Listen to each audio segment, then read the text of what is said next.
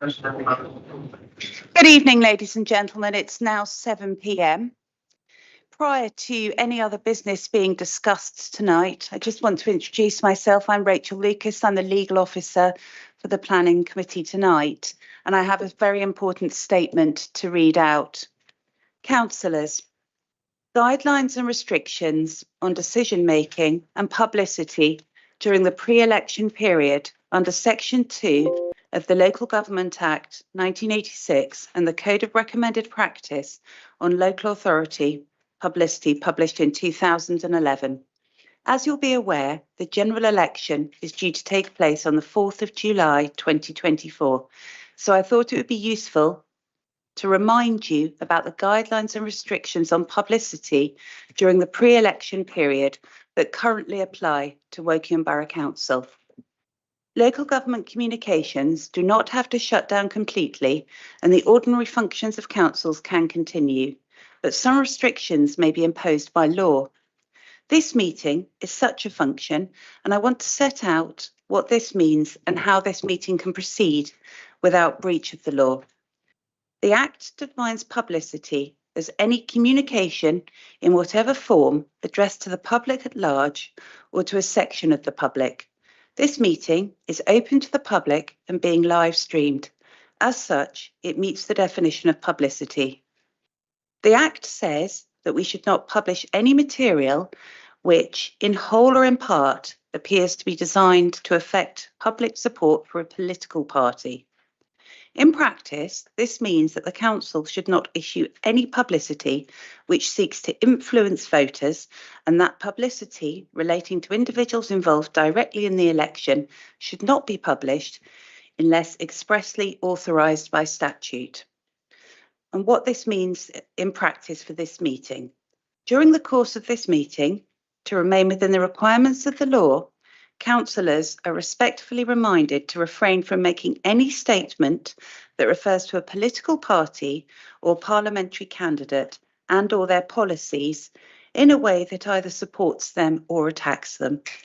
This meeting has been identified as one where councils can conduct the agenda without doing so. And in the case of the Planning Committee, members are reminded of the terms of the planning guidance to councillors within the Constitution, such as paragraph 8.3.8.3, which reads, don't discuss or decide how to vote on any application at any sort of political group meeting or lobby any other member to do so. Political group meetings should never dictate how members vote on a planning issue. I hope this is understood by all of you, and we'll now proceed with the rest of the agenda. Thank you. Thanks, Rachel. Welcome everyone to the first Planning Committee of the municipal year 2024-2025. We'll start by asking for any nominations for chair. Do we have a nomination for chair? Rochelle? Do you have a seconder? I would like to second. Okay. Any other nominations? No? Okay, Carol, you are the chair. Councillor Carol Jewell.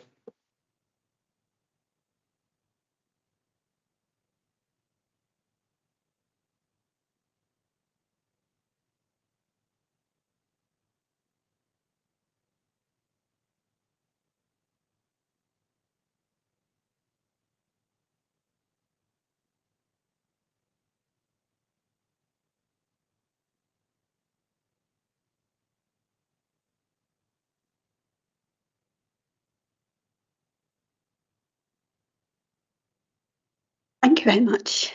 Good evening, everyone. We've done the first item on the agenda. The second item is the appointment of vice chair. Have we any nominations for that position? Rochelle? Martin. Martin. Everybody hear that? Do we have a seconder? I would like to be the seconder. Thank you. Are there any other nominations? No. I declare Martin then as the vice chair for this committee.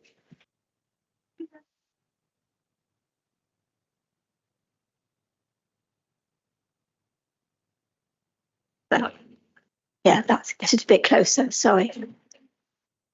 I'm always being told I don't speak loud enough. I will try.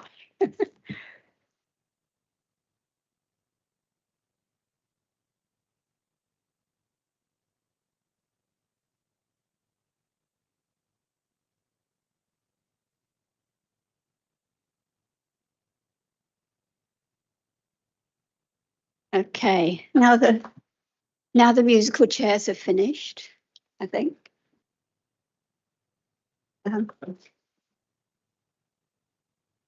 Okay. Next item is apologies. Do we have any apologies? None. Thank you very much. And the minutes, item 4 is the minutes of the previous meeting. Has anybody got any questions on those minutes? I think a lot of people weren't here for that one. Otherwise, could I ask for approval of those minutes by a show of hands, please? Can only be the three that were here. Okay. Right, you three. We've got 3, 4. Thanks, Wayne. Thank you very much. Item 5 is declarations. Sorry, Carol, Oh, can we just have votes again with the minutes? Just because. of course. Is there anybody against of those 3? Any abstentions? Okay. Any declarations of interest? I have one. I'm a member of the Private Parish Council Planning Committee. And I was present when the application of New Bath Road, that I think item number 9, was discussed on the 1st of August 2023, before I got elected as a Wokingham Borough Councillor.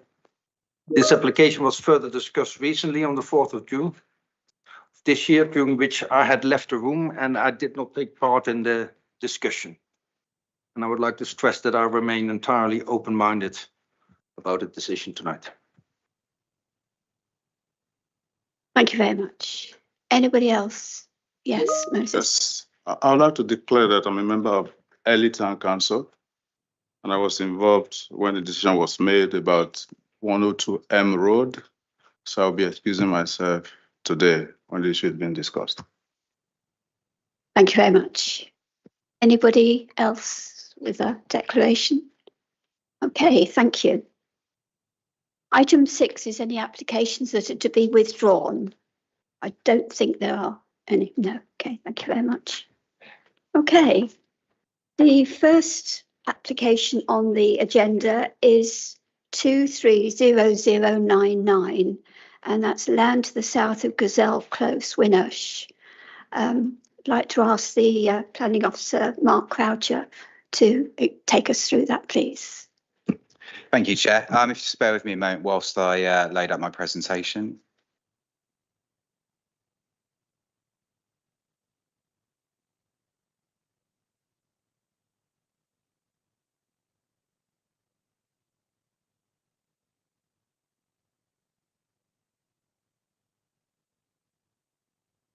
Hopefully everyone can see that. So I'll give a brief introduction and just explain what the application is about and how we got here. So this is a somewhat unique set of circumstances, but essentially the matter at hand is a relatively simple one. So the application is for a new supermarket in Winnersh at Gazelle Close. The application was first approved by the Planning Committee in December 2023 in accordance with the officer's recommendation and the council's drainage engineers. The committee recommendation was subject to conducting a Secretary of State consultation, giving the Secretary of State a chance to determine, or what we refer to as call in, the application. This was a statutory requirement we had to do because the site was in flood zone 3 and the development was classed as a major development. So after that consultation, the Secretary of State does want to determine the application and has therefore called it in inverted commas. The inquiry is set to be held in mid-August and is set to run for 2 weeks, and the parties will be the Environment Agency, the applicant and the council. As the preparation for the inquiry has been moving along, the council's drainage officers has reviewed and changed their position on flooding and drainage. And this is partly due to additional evidence submitted by the Environment Agency as part of the ongoing appeal or Secretary of State call-in. So the change in position is set out in the report, but in a nutshell, it's because the Environment Agency recommended climate change allowance. They're now advising this should be greater than what they originally advised, and this affects river flows. So this therefore impacts the acceptability of the applicant's flood modelling. Secondly, council drainage officers do not consider that the surface water drainage strategy is appropriate within flood zone B, which is the functional floodplain. If the committee agrees to object on flooding and drainage grounds, then this will be the position the council presents to the planning inspector and the Secretary of State. It is procedurally correct that we asked the committee for this change because they originally determined it in December rather than officers unilaterally deciding that. The planning inspector and the other parties are fully aware of what's happening, so we've been perfectly open and upfront with them. I'll just run through a few slides just for the benefit of reminding those members that were here in December and those that are new to the committee. So this is the site outlined in red, and I'll give a bit more context from some aerial shots in a minute. So this shows it in Winnish. You can see the showcase roundabout in the top left corner. You've also got Reading Road to the north there, and then Lower Early Way you can just see there, and the site outlined in red. Many people probably know Wicks and the Pets at Home store in Holfords. And this is just a different view of the same site. Again, you can see the buildings there. This is a site plan of this application. You can see the Audi Superstore on the right. And the car park would be on the left, and you can see the access arrangements there. These are just some elevations of what the building would look like. Again, some elevations. There's a CGI image in a minute which shows it in a bit more in a real world context. This is just the floor plan, just showing you the supermarket and storage areas and the roof plan. And here's a CGI just to sort of show how it would look in context. And then I've just got the elevation at the bottom there. And this is to show the extent of flood zone 3. So if you look in the top left, you can see most of the site is flood zone 3, with a small pocket being in flood zone 2 at the access. And in the bottom right, you can see the extent of flood zone 3B, which covers sort of 3/4 of the site. And it includes all the land to the west as well. So in summary, Chair, officers are asking the committee to make an alternative recommendation and refuse the application based on the current flooding and drainage objection from the council drainage officers. This will then be the position that we present at the upcoming inquiry. We are not seeking the committee to change the position on any other topic, which was considered in December. The matter here is narrowly whether we can present the case to the inspector and the Secretary of State that the application should be refused for the flooding and drainage regions set out. Just quickly before I hand back, Chair, you note on the supplementary agenda that Councillor Pre-Bray made an additional comment. Sorry, there is a typo in her name, so just to flag that up, it was Councillor Pre-Bray. In a nutshell, she broadly agrees with the position we're taking and sort of says that whilst it's regrettable with the information that we don't really have, doesn't feel we have much choice. So that's my presentation, Chairman. I'll hand it back to you and I'll be happy to answer any further questions. Thank you. Thank you, Mark. Has anybody got any questions or comments? Michelle? I've lived in Winnish for 17 years, and that particular site has never flooded in 17 years. There are 2 office buildings at the end of that site also, and neither one of them have flooded either. Just a comment. Anybody else want to make any comment?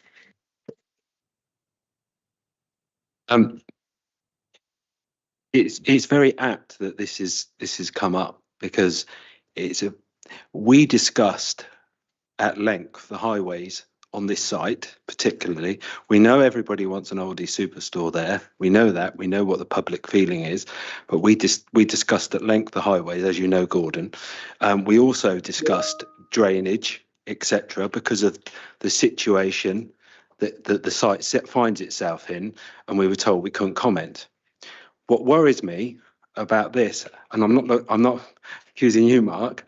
I think it's a fault of our drainage department because this should have been picked up before. So we shouldn't be in this position. So we're now having to go back based on, yes, I understand what the EA have said about climate change and 23% versus the previous allowance. But I do think that when we get these sites in future, we need to have the full assessment of the drainage situation, because we wouldn't be here if we'd have had that in the first place. Thank you very much. Did you want to make a comment on that, Mark, or should we just take that on board? No comment on that, Chair. Sorry, anybody else want to comment? No? Okay, so if we can go to the vote then, that's a refusal of this application 230099. All those in agreement for the refusal, please show. Agreement. Agree to refuse.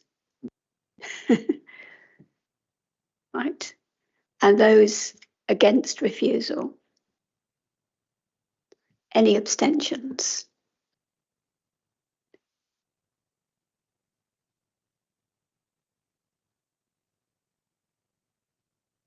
So yeah, that's refused. Thank you very much. Sorry, got my wording a bit wrong there. Okay.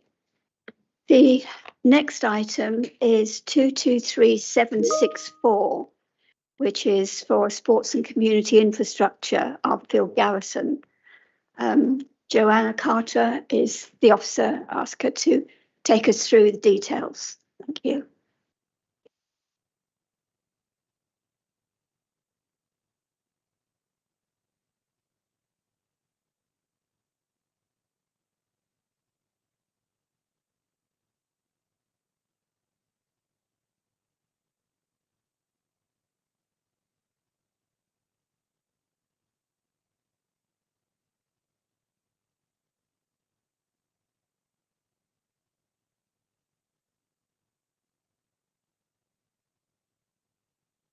Thank you, Chair. Please bear with me whilst I load the application presentation.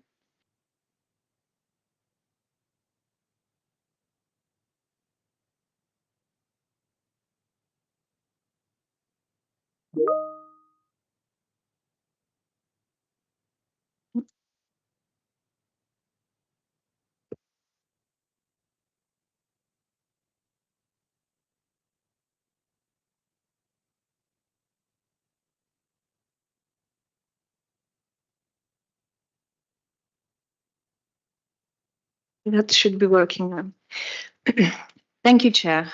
This is application number 223764, which seeks reserved matters approval for sports infrastructure in Arborfield Garrison within the strategic development location of Arborfield.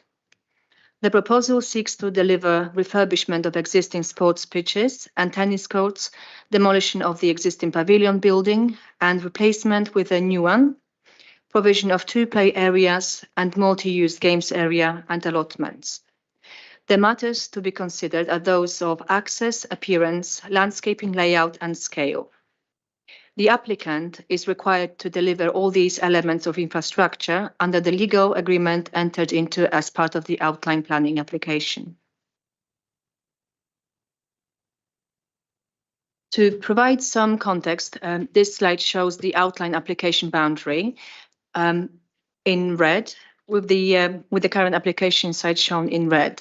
The future community centre, which has been approved in October last year, is shown for reference further below. And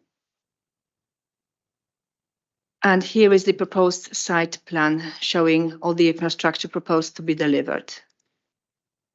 Here is the aerial imagery of the application site in the wider context.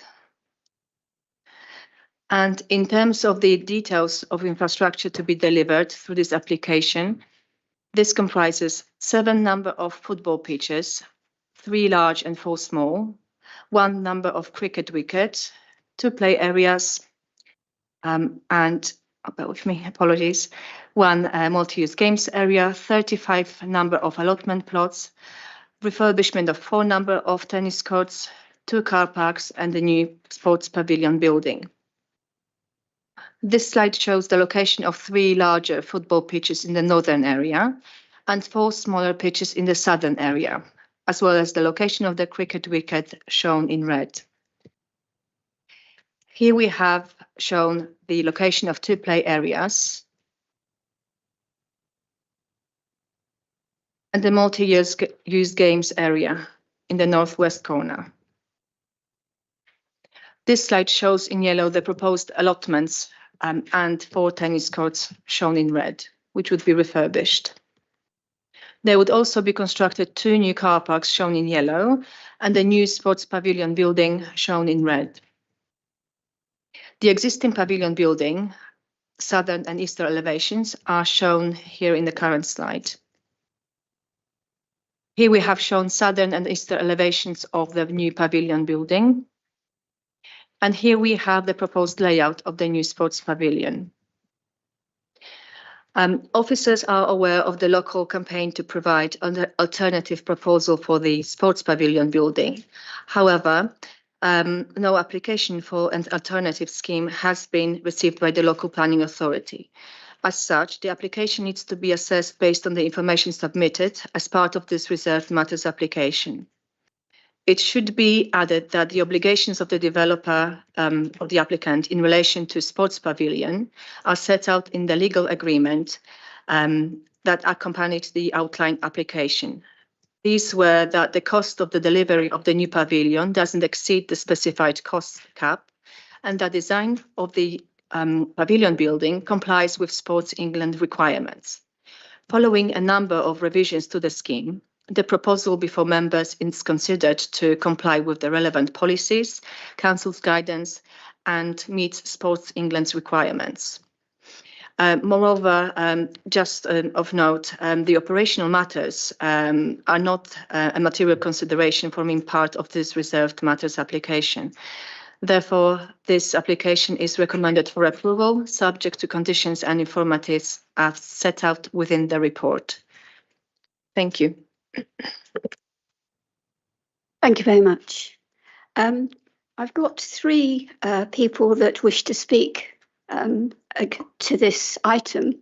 Roland Cundy from the Parish Council, David Digby, who's the applicant, and Martin Prodger, a resident. Could I just remind each of those that it's 3 minutes for each of the speakers? Please, if you could keep to that time, I'd be very grateful. If you don't, I'll be reminding you. So first of all, then, Roland, if you could come and tell us what.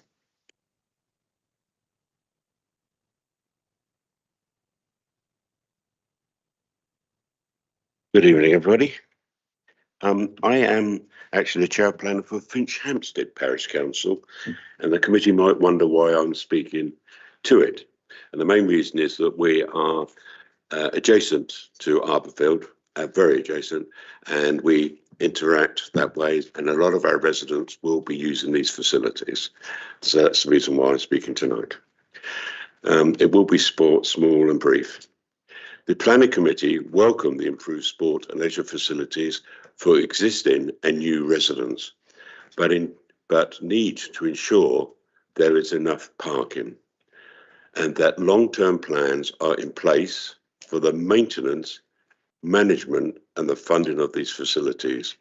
That is key because we need that to carry on in the future.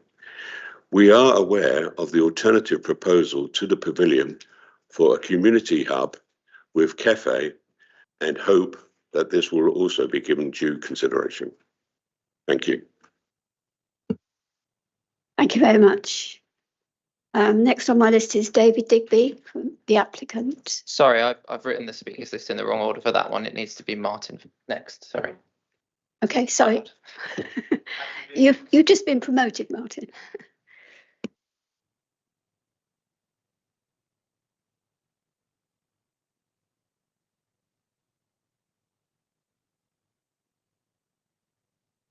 Can you hear me okay?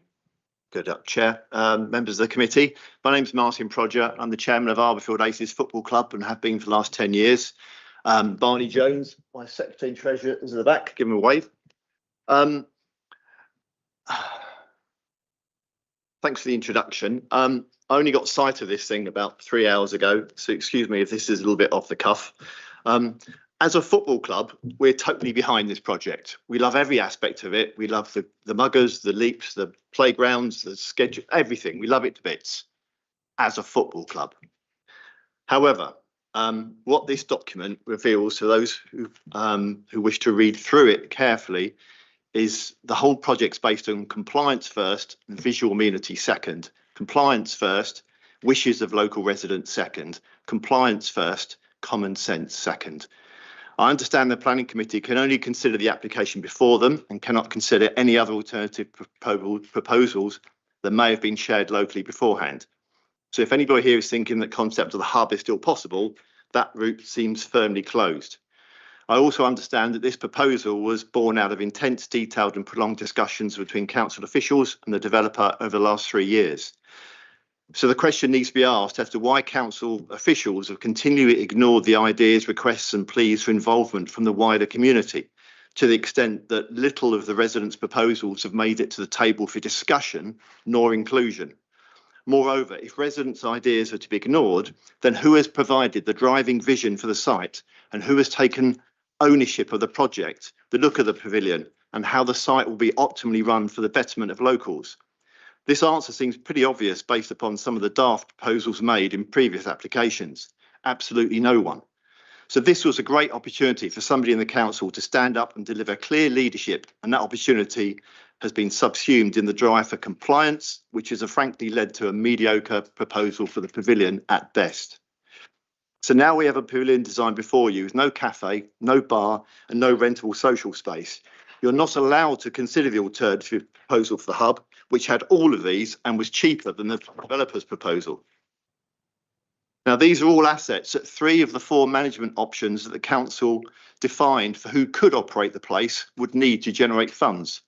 So approval of this application will mean that only the council will be left.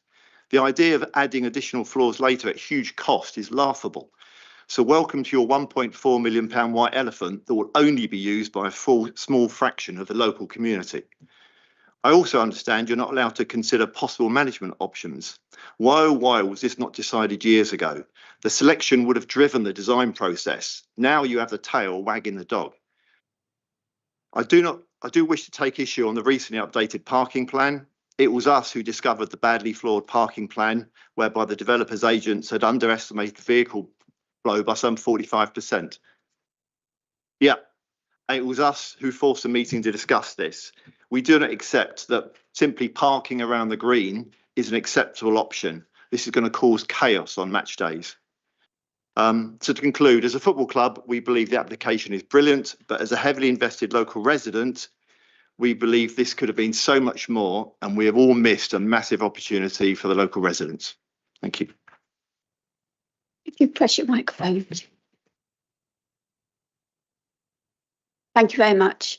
I want to bring the officer in at one point, but I think what we'll do is listen to all of the representations first of all, and yeah, and then go from there. So the next person is it David?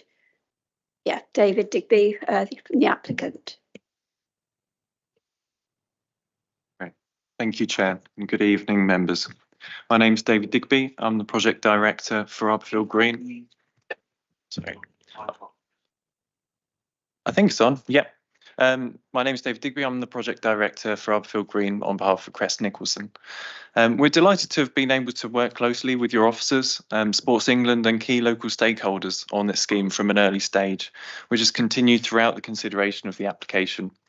The pavilion building and the new sports facilities will be owned and managed by the council, so designing them with consideration for flexibility and for all potential users has been of paramount importance.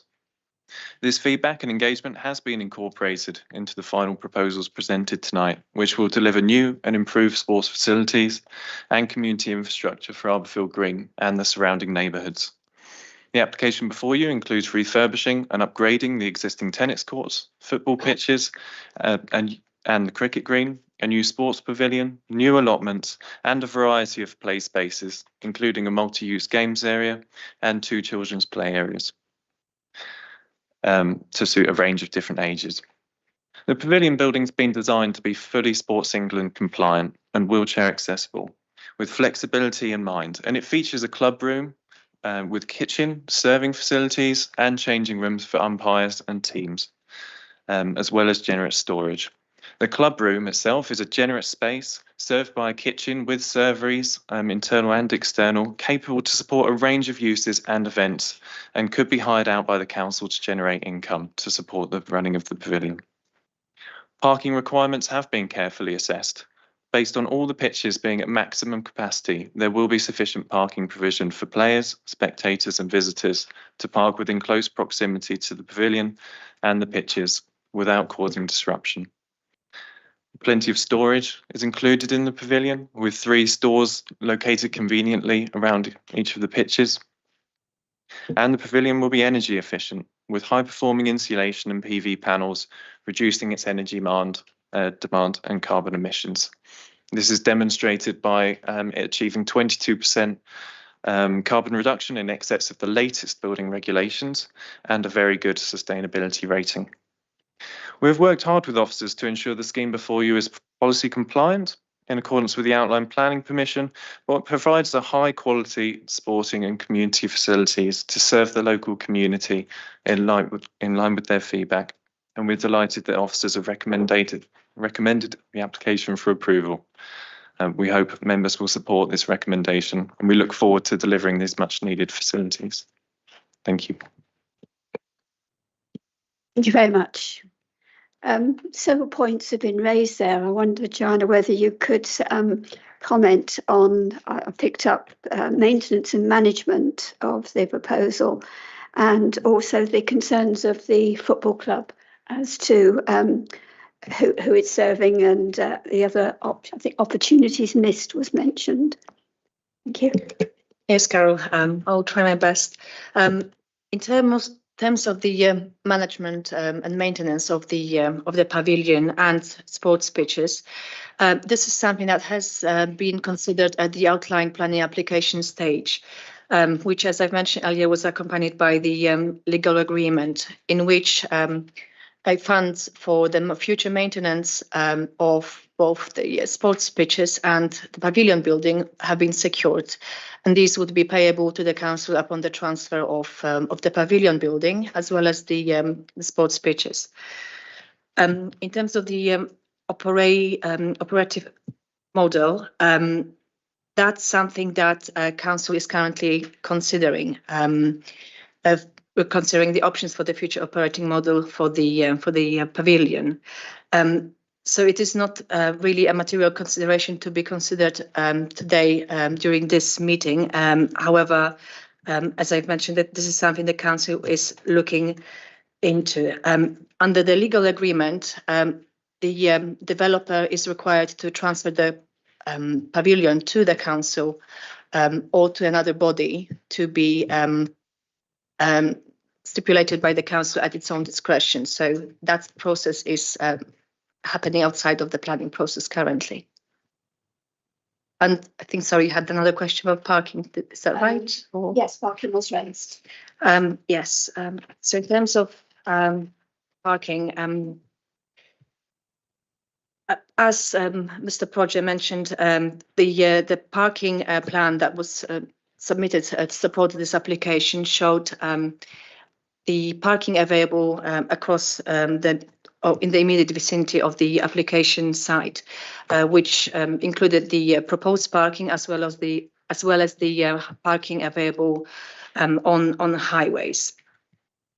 The use of the reliance on the on-site highway parking is legitimate, and it is anticipated that people visiting the site would be using the parking in any event.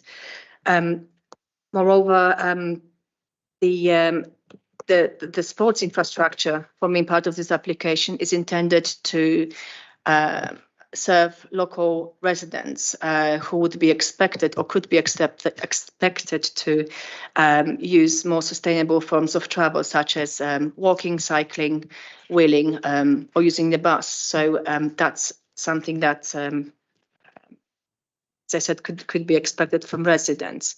The management of the parking has been or would be secured by the planning condition, which requires a parking management plan to be submitted. And in the event where issues might arise in terms of the parking becoming an issue, this is something that that could be dealt with as part of the conditions. So the future operator of the site, for example, assuming it would be the council, could well be in control of the parking arrangements across the site, and how the clubs who are operating from this pavilion building, from sports pitches, would be required to control the arrival and departures of parents and visitors from the site. So that, if it became a concern, that could very well be addressed through the parking management plan.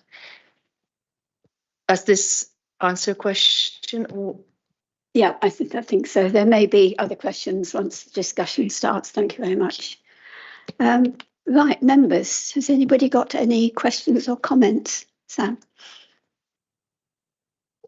Thank you, Chair.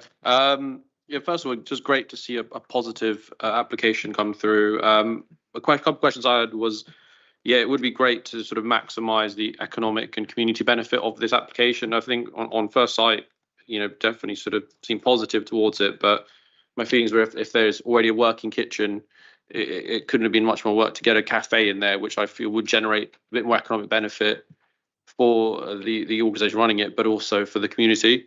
And potentially we're missing a trick with having a hall or something which could be rented out, which could further community events and also, you know, further economic benefit. Looking at, in terms of other further positives, I thought looking at page 64, 65, I noted that the previous applications all seemed in line, and so that's fine. The final question, though, was around page 67. I noted potential contaminated land consultation zone. So just be great to see what the implication of that could be. Wouldn't want people playing cricket on something which is potentially contaminated. So just further information on that could be great. Apologies, Sam, if you could just repeat the last question about the cricket. I've missed this as I was looking for the agenda. Yes, so on page 67, a note that says potential contaminated land consultation zone. So just querying the word potentially, it'd just be great to potentially moving forwards is get some further information on that. I wouldn't want people to be playing cricket, for example, on what could potentially be contaminated land. So that's all. But yeah, but just generally we're positive towards this. I know we've got a few very keen tennis players in this room, so I'm sure we'll be keen to hopefully get this going for the community. Thank you. Thank you very much. I think we'll leave all the questions to the end, if that's okay. Michelle? A number of questions, completely unrelated. How are they going to decide who's going to run the site, whether it's the council or a local group running the site? How tall is the fence around the tennis courts? Because if it's not high enough, they're going to have a lot of tennis balls in the allotments. And having experienced near a tennis court in the past, you can get a lot of tennis balls flying all over the place. What bus services are actually in the area? Since you said you want to use bus services, what bus services are there in the area? How often do they actually run? Because in some areas, a friend of mine lived in one area where the bus went out on Tuesday and came back on Thursday. That's not exactly helpful. And it's just an idea of how the things are going to be run. I realize this is the reserve matters and the outline planning application have already gone in, but I'm just curious on some things like that. Thank you very much. Greg, I think you had your hand up. Can I just ask officers? There was a comment made by the gentleman who addressed us in the football shirt. He hasn't had much time to look at this, but he seems very well informed. And my question to officers, because of the assertion that residents have been ignored. So my question to officers is, how do you respond to that comment? Thanks very much, Greg. Joanna, I've got 1, 2, 3, 4, 5 questions. It's about the contaminated land, who's to run the site, the height of the boundary fence with tennis courts, bus services, and that last one about residents being kept informed. I wonder if you can help us on that, please. Yes, of course. So in terms of the tennis fence height, this would be 3.6 meters high mesh net fencing along the perimeter of the tennis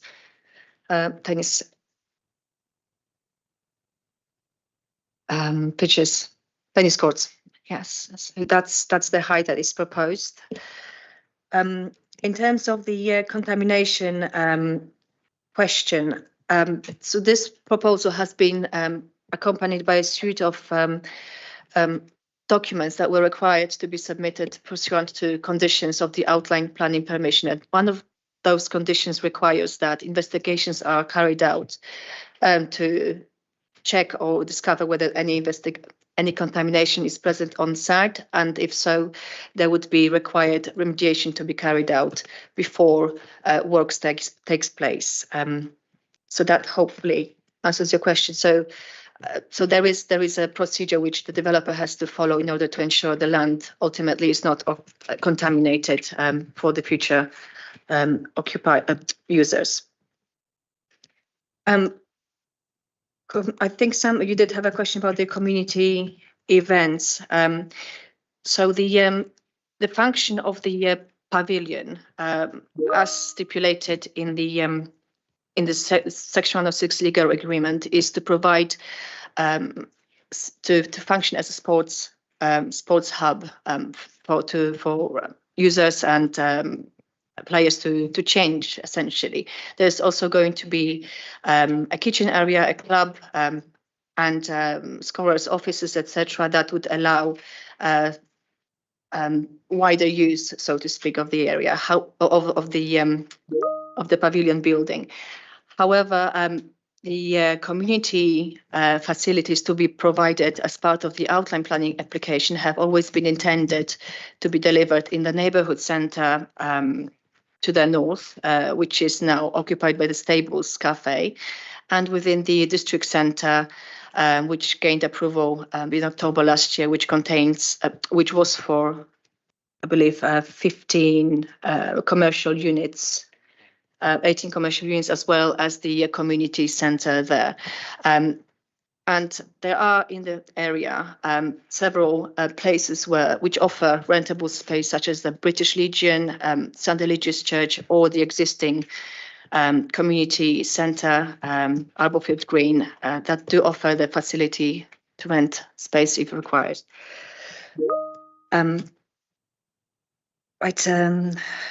Residents being ignored. I mean, the application has been advertised, and feedback from residents have been sought as part of the planning process, and the comments of all residents have been noted and taken into account when assessing the planning application. From my report, I have included only those which raised comments that needed to be addressed and didn't explicitly state those comments or repeat those comments that were in favour of the application. So those were listed that needed to be addressed within the report. You have to do with bus service. Yes. Mm-hmm. So in terms of the bus service, it is the Leopard.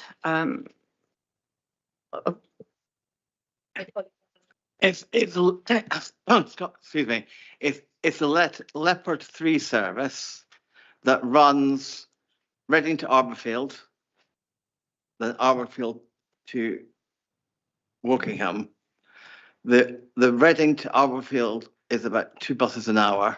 The one to Wokingham is 1 bus an hour. It has been delivered as part of the Arborfield bus strategy.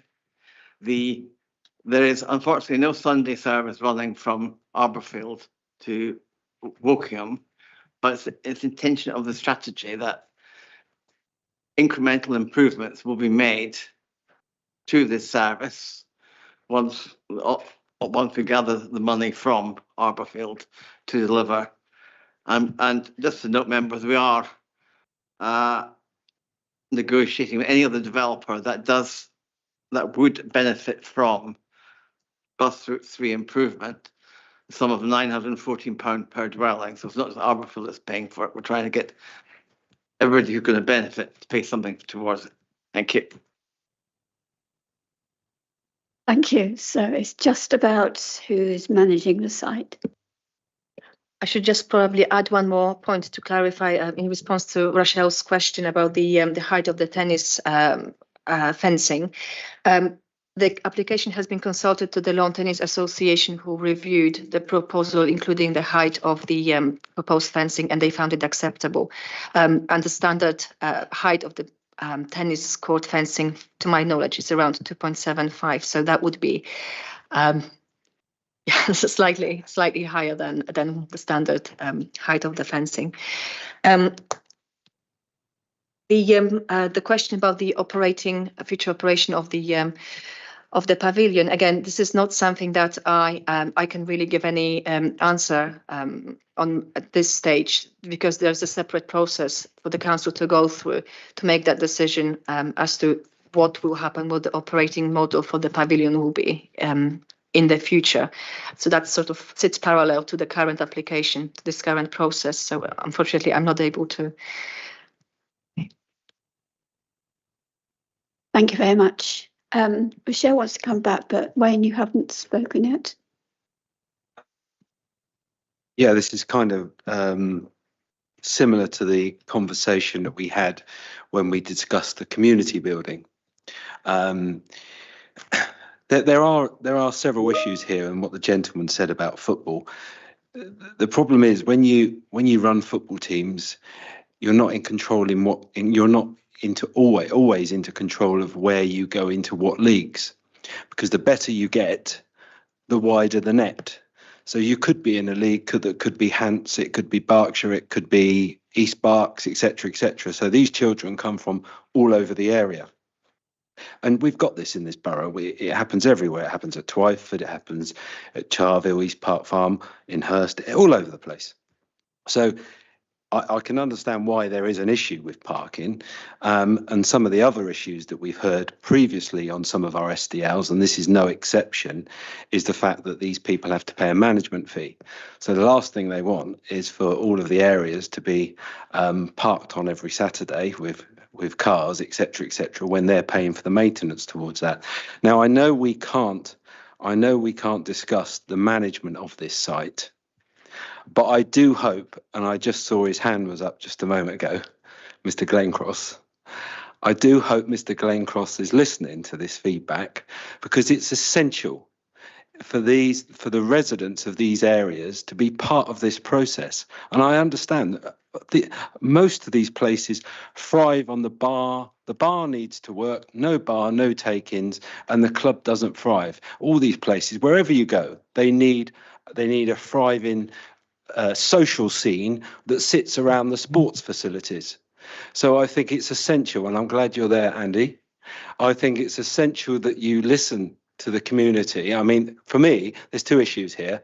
The parking is number one. We've heard that, and that was enforced by Finchampstead Parish Council. The second point is around making sure you take your residents in this area with you, because if you don't, it's going to be a white elephant. Thank you very much. Rochelle, you had something. A few questions. Will you be providing? Can we go to Andy first, just because he's on? Just wait. Sorry, Andy, carry on.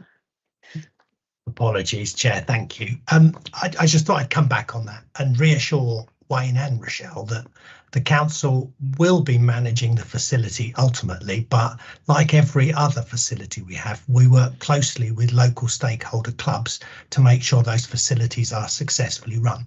And I don't envisage this facility being any different. The process, as Rochelle pointed out, it will be an open expression of interest process. So the level of involvement on our facilities differs at individual facilities and differs on the size of the club, but we will run that process, and I anticipate that we will be working very closely with key local stakeholder clubs on this site as well once it comes across. Thank you, Glenn. Rochelle, yes.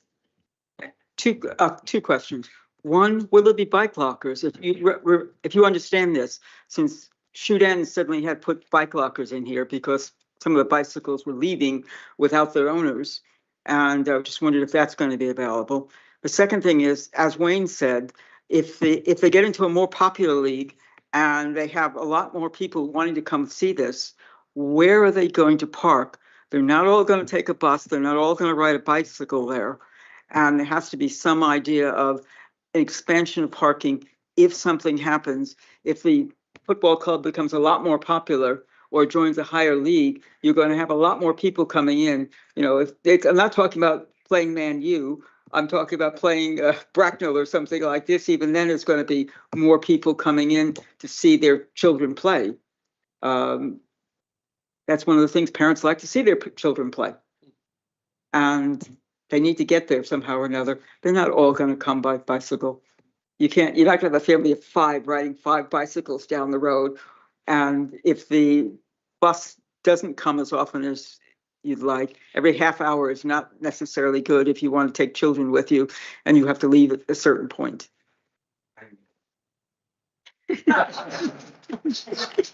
Then Man City, okay? Thanks. Thank you very much. There's 2 questions there, which we'll come to in a minute. Meanwhile, Moses, you had a point. Yes, thanks, Chair. I'm going to speak also on parking because I'm going to draw from my experience from Laurel Park. I'm just concerned whether this number of parking spaces provided will be adequate and will not result in people adjacent to the facility being blocked off on the day you have football matches, as happens on Laurel Park. So I'm just wondering whether the officers took that into account to make sure that you don't inconvenience neighbors that live around the facility on the day you have games. Thank you, Moses. Are there any other questions before I bring Joanna in to answer those? Joanna, you're busy tonight. We've got 2 questions, bike lockers and parking, please. I think I might have missed one question. So it was bike lockers, the production of residents, and there was a third one from Rochelle. It was the parking.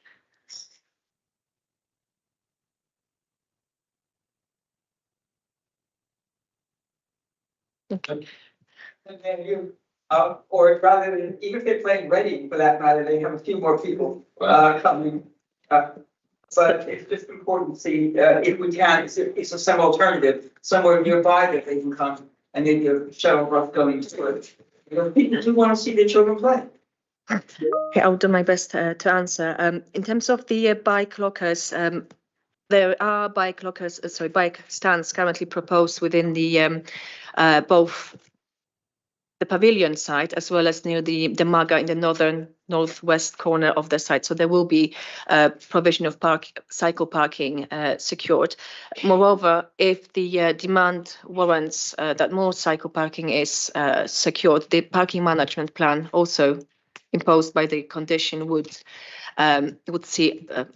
could require additional cycle parking to be provided where demand warrants it. Protection of residents. I think it might have been worth for me to earlier on add that the parking numbers that we were looking at take into account 7 pitches requiring 20 parking spaces. There would some of the pitches would be much smaller in size, only mini soccer pitches that would accommodate 10 users, for example. So the parking numbers we are looking at are really taking into account the most the peak use of all of the football pitches. Yes, Gordon, if you'd like to jump in. The idea of looking at the parking when the parking first came in, application first came in, the parking numbers were far below standards. Our current parking standard for pitches is 20 spaces per pitch. And we made the assessment that if all pitches are in use at the same time, which it won't be an everyday occurrence, then you would need 140 spaces. They are proposing 59 in 2 parking spaces, the bulk at the Mugger and 20 odd at the Pavilion. The remaining, as we all know, which happens any match day, whether it's Manchester or in my case Dundee or wherever, you find people park on the highway. We have to make sure that when people do park on the highway, they do it safely and they don't inconvenience other users of the road or residents. To this end, the developer has proposed in a small area of the highway, which doesn't extend all the way up Baird Road, but it could extend further up Baird Road for people to park in, area of parking to bring it up to 138 parking spaces, which is just too short of the 140, but there's other spaces on the highway to take account of those two to make the standards.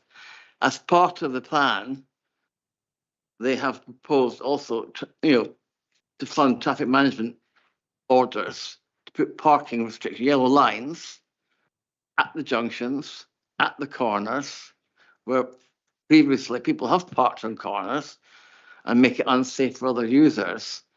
So in my view, in our view, for the rare occasion that all pitches are being used, there is sufficient parking on the highway, and on the car parking proposed.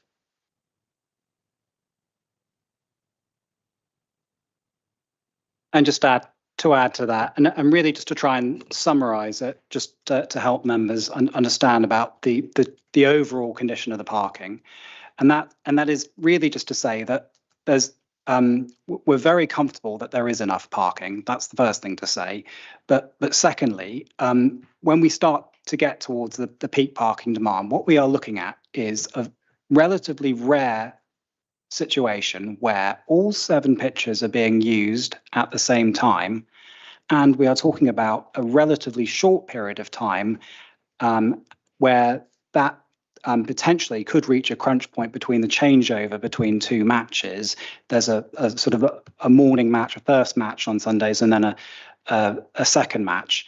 And so really we're talking about that changeover period, and we're really only looking at a couple of weeks a year, and we really do feel that could be managed. First of all, there is enough parking, but also parking can be managed by the club and by the council as the operator of the facility, potentially, to ensure that people make sensitive decisions. If it is anticipated to be busy on a particular week, then clubs could maybe ask parents to lift share if it's anticipated that it's going to be busy. So it's about taking sensible measures and using common sense. But the long and the short of it is that officers are very comfortable that there is enough parking here, and the parking that's been shown in the application on the plan is only part of the story. Actually, there's more parking. Parents taking children to matches could walk from further afield. We haven't counted the parking in the district centre, where there'll be a big parking lot there, but there is other street parking throughout the SDL which would be available to use in the event that there was a pinch point. So I just wanted to sort of try and draw that all together to aid in everyone's understanding. Thank you very much. I'm keen to draw this to a close, if you've got a quick point, right? No, I think what you've just done there, Nick, is added another layer that builds on Andy's point. And I know, Andy, that we have struggled in the past to get operators to run these type of community places. But I do think that, with all due respect, Nick, if the council think that they're going to be able to control this on match days, we can't. And we wouldn't be able to do that. That's a community action. That's the type of thing that a local community club working on Facebook, working with all their residents, that's the kind of thing that they do. It's not a council thing. It just doesn't work like that. And I think that's another reason why we need a local community group running it. Thank you very much. Okay, I'd like to take a vote on the recommendation then for conditional approval. Those in favour, please. Sorry, Carol, can we get a we need a proposer for a recommendation Okay, and then a seconder. so could I have a proposer for the, sorry folks, for the conditional approval?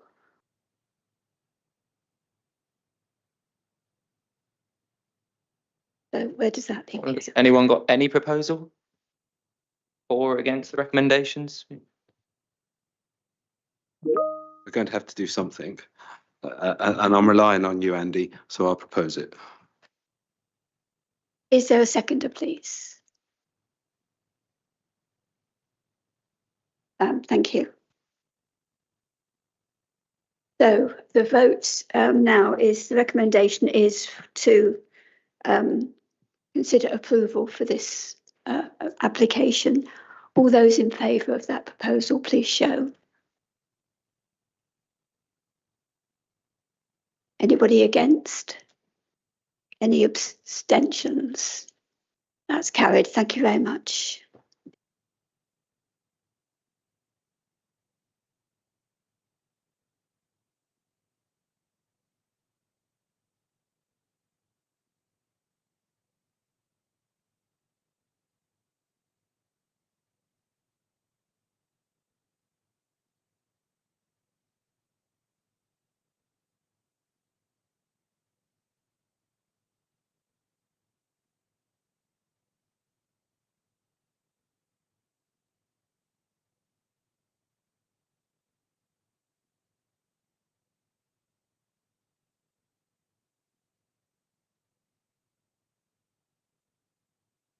Okay, then, so if we can move on with the agenda, please.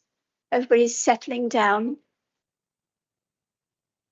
The next item is application 223455, which is land to the north of the A4. And I have 4 people who would like to speak to this application. One parish councillor, resident, board member, and the agent. So is there an order, Liam, I need to? We do the presentation first from the officer. Okay. So we go to the officer presentation and then the public speakers. Thank you, Chair. Bear with me just whilst I share my presentation.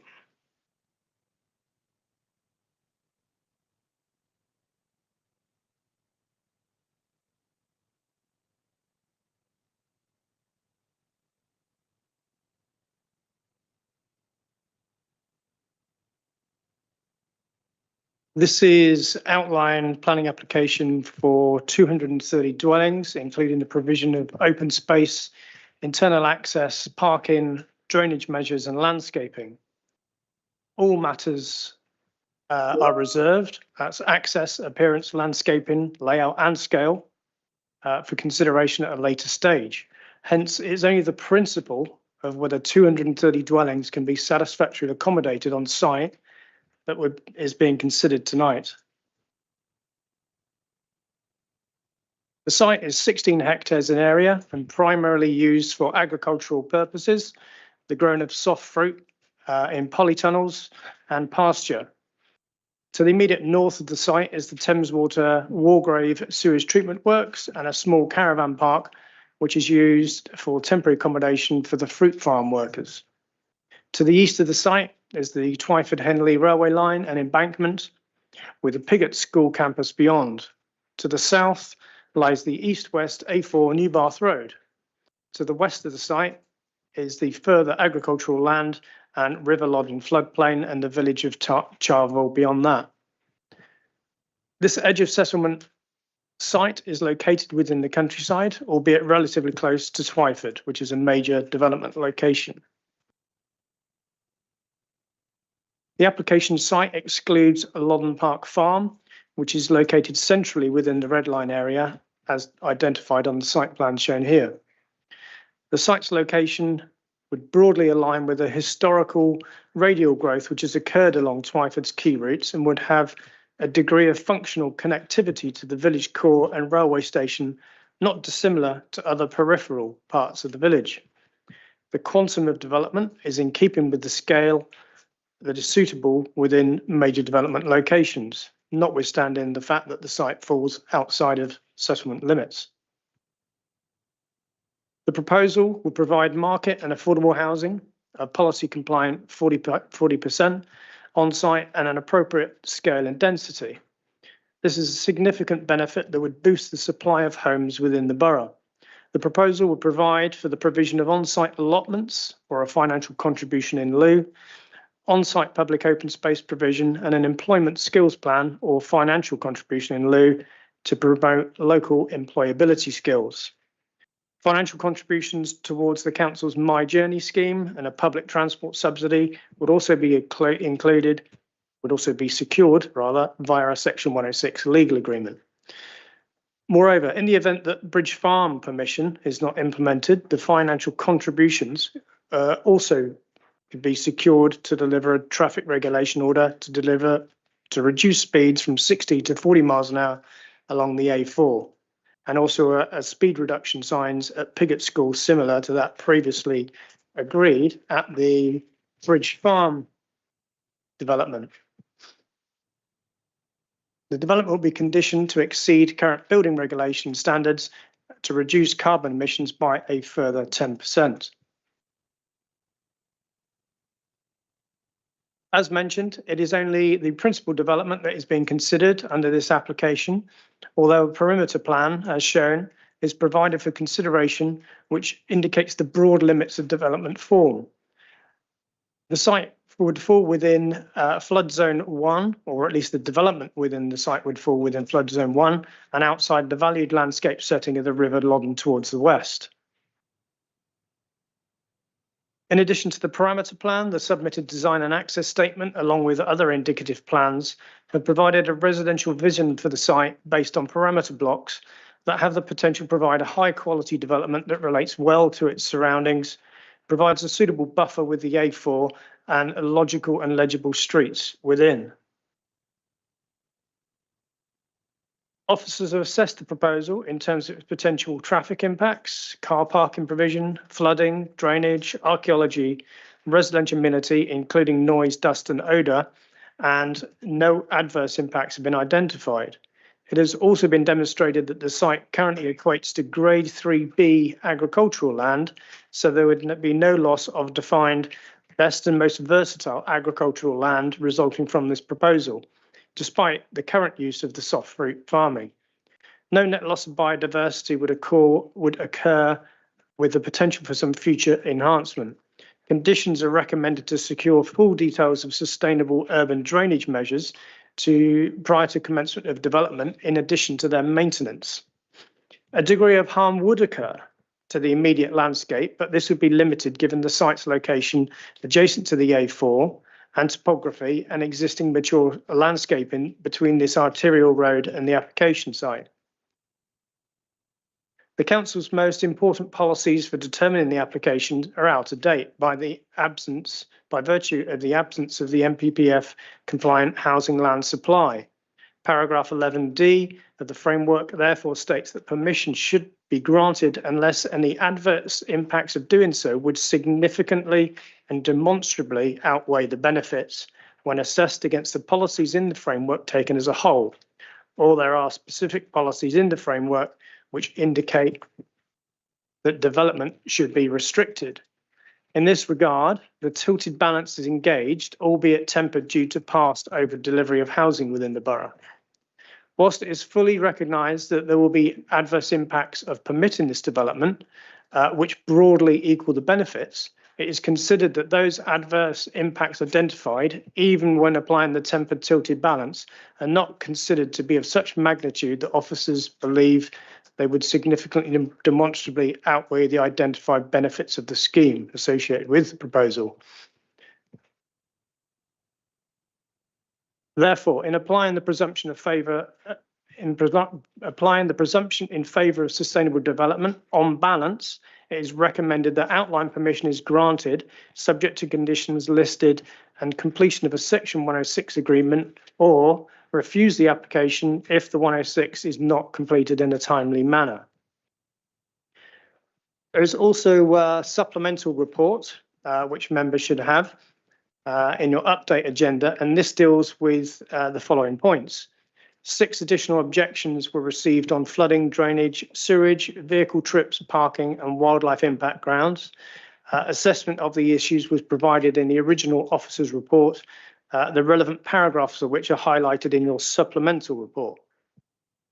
Item 2 in the officer recommendation has been amended to specifically reflect the requirement for the delivery of highways through the appropriate agreement. Minor typographical errors are also corrected in the highway section of the main report.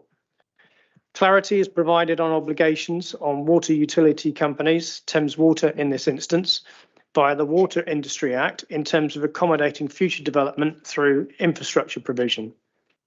Whilst Thames Water raised no objection on these proposals, Condition 49 is also recommended to ensure that works to upgrade the existing public foul sewerage network to accommodate development are undertaken prior to occupation of the development. Further discussion on drainage issues have been held with the Council's League Local Flood Authority Manager, who reiterates that the standard of analysis and overall approach taken in the flood risk assessment documents are generally of a high standard and consistent with best practice. No objection to the principle of development has therefore been raised on drainage grounds, given that the detailed analysis of sustainable urban drainage measures and their maintenance would be secured by conditions or as part of the reserved matters. Minor alterations to the wording on the various conditions are recommended also as outlined in the revised Appendix 1, which I've accompanied. In addition to this, I also have a verbal update. Since the supplemental report was drafted, an objection has been received from Councillor Katrine Hardin from Thames Ward, which reiterates objections we've already raised in respect of highway safety, sustainability, infrastructure, flooding, sewage and village separation gaps. These comments have been fully circulated to the members of the Planning Committee earlier today. One further objection been received from the public in terms of flooding, drainage, sewage, water quality concerns, which has also been considered elsewhere in the main report and supplementary report. Condition 49 is recommended to be updated to include and potable water supply infrastructure after foul water capacity in point 1 and from the development in point 3. An additional late request was also received from Thames Water requesting that condition 46 on odour mitigation is made a pre-commencement condition. Both officers and the applicant are agreed that a condition is absolutely necessary, but the precise wording of this in terms of the timing should be delegated to officers if a resolution to grant is reached tonight. Therefore, overall and on balance, to conclude, no substantive additional concerns have been raised, which would warrant a different officer recommendation to that already indicated. Thank you. Thank you, Andrew. Sorry, I missed you there.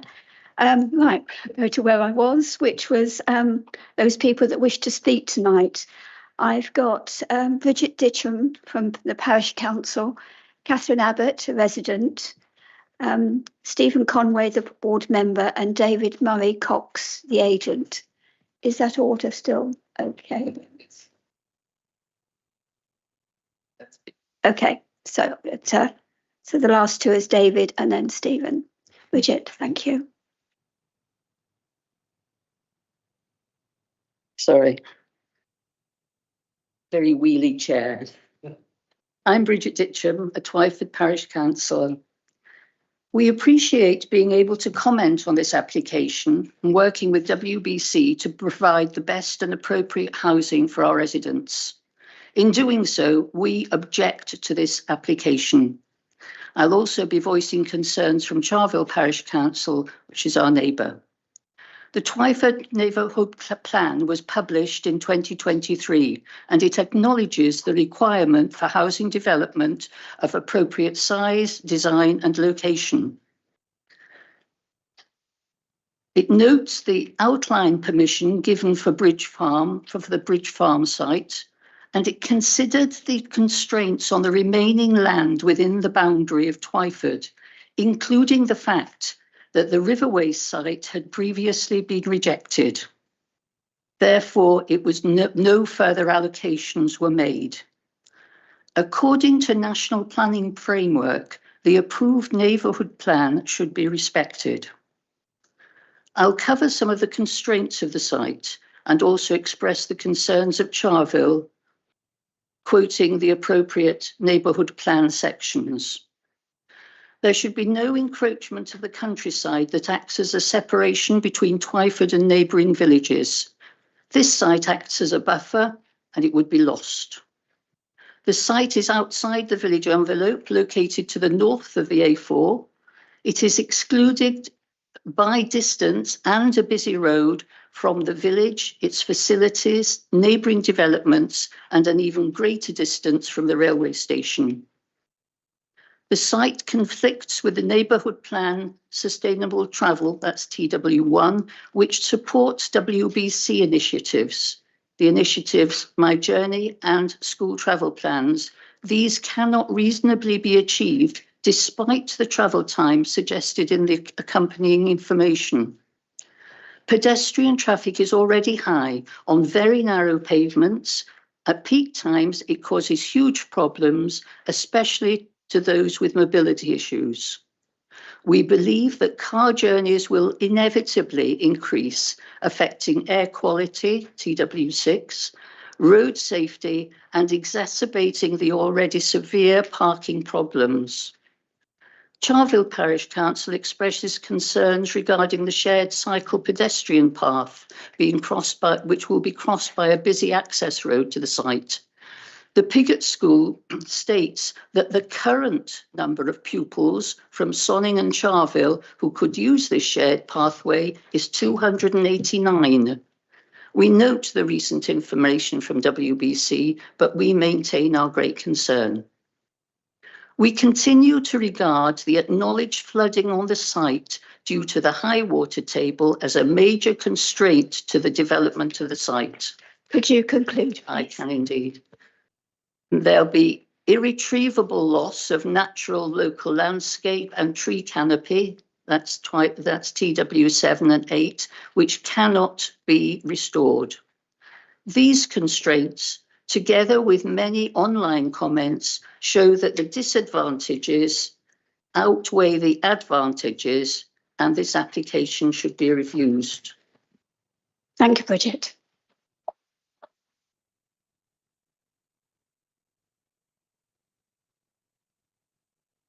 Next is Catherine Abbott, who's a resident.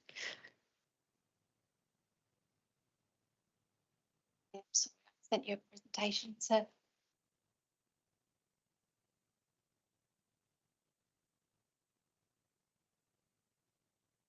Thank you. I have been a resident of Loddon Drive for the past 10 years. This site abuts the River Loddon upstream of my home. My concern for this application relate primarily to flooding. The Loddon floods this area most years, and we have seen 2 record floods in the last 10 years. The next photo was taken in January this year. A huge amount of surface water can be seen in an area where 50+ houses are proposed. In February this year, the Environment Agency confirmed that there is flooding most years in this area because there is nowhere for the floodwater to go. In times of high rainfall, the Thames reaches capacity quickly and there is nothing the EA can do to disperse water. In Wargrave, homes flood, residents are evacuated and there is extensive damage to roads, gardens and other property. In its flood risk assessment addendum, Vectus proposes a strategy which will subsequently drain into the River Loddon. Vectus also identified that the existing runoff rate is considered to be high. We know that the EA will require that no land raising takes place in order to comply with the NPPF's requirement that any development must not increase the flood risk elsewhere. So we know that there'll be surface water on this site most years. What will it be like for residents when this surface water has nowhere to go, especially when the runoff rate has increased due to new driveways, buildings, etc.? Gardens and access roads will be underwater, making it difficult for residents to access their homes in vehicles or on foot. Homes may flood. Electric vehicles cannot be used. Less abled residents will have to leave their homes as they do on Loddon Drive. Flood insurance is difficult to find and costly. The homes on this site will not be covered by the government's flood scheme. Flood insurance added £3,000 to our insurance premium per annum until it was stopped and we were left with no flood cover. Residents will find it more difficult to obtain mortgages and they will be more expensive. This April, the Nationwide Building Society, the biggest mortgage provider in the UK, announced that it was to stop granting mortgages to homes with high risk of flooding. We should also consider residents' health during times of flood. We know that Thames Water discharges raw sewage into the Loddon and that the discharge rate is especially high at times of high rainfall. The residents on this site are also susceptible to the sickness and diarrhoea that Loddon Drive residents experience during times of flood. In his initial report, Mr. Chugg barely mentions flooding. This shows that he has no understanding of this area, its challenges, or its flooding. The human impact should be the tipping point in the tilted balance argument. I implore the committee to consider this site as unsustainable as the Heller assessment did in 2021. Flooding is getting worse, and I suspect that more of this site will be deemed floodplain free when the EA flood maps are redrawn next year. Thank you for listening.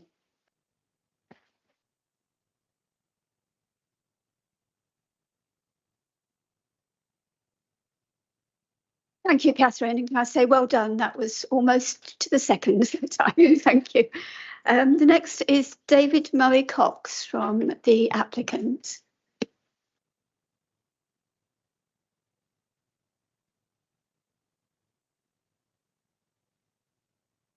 Good evening, Chair, committee members. In your 2010 core strategy, Twyford is identified as a major development location. That document was prepared at a time when it was thought that Crossrail might lead to a reduced train service at the village and its impact on sustainability. That could not be further from the truth. Even before the Elizabeth line opened, Twyford was a sustainable place, but that is now reinforced with more frequent services available to a more diverse range of destinations.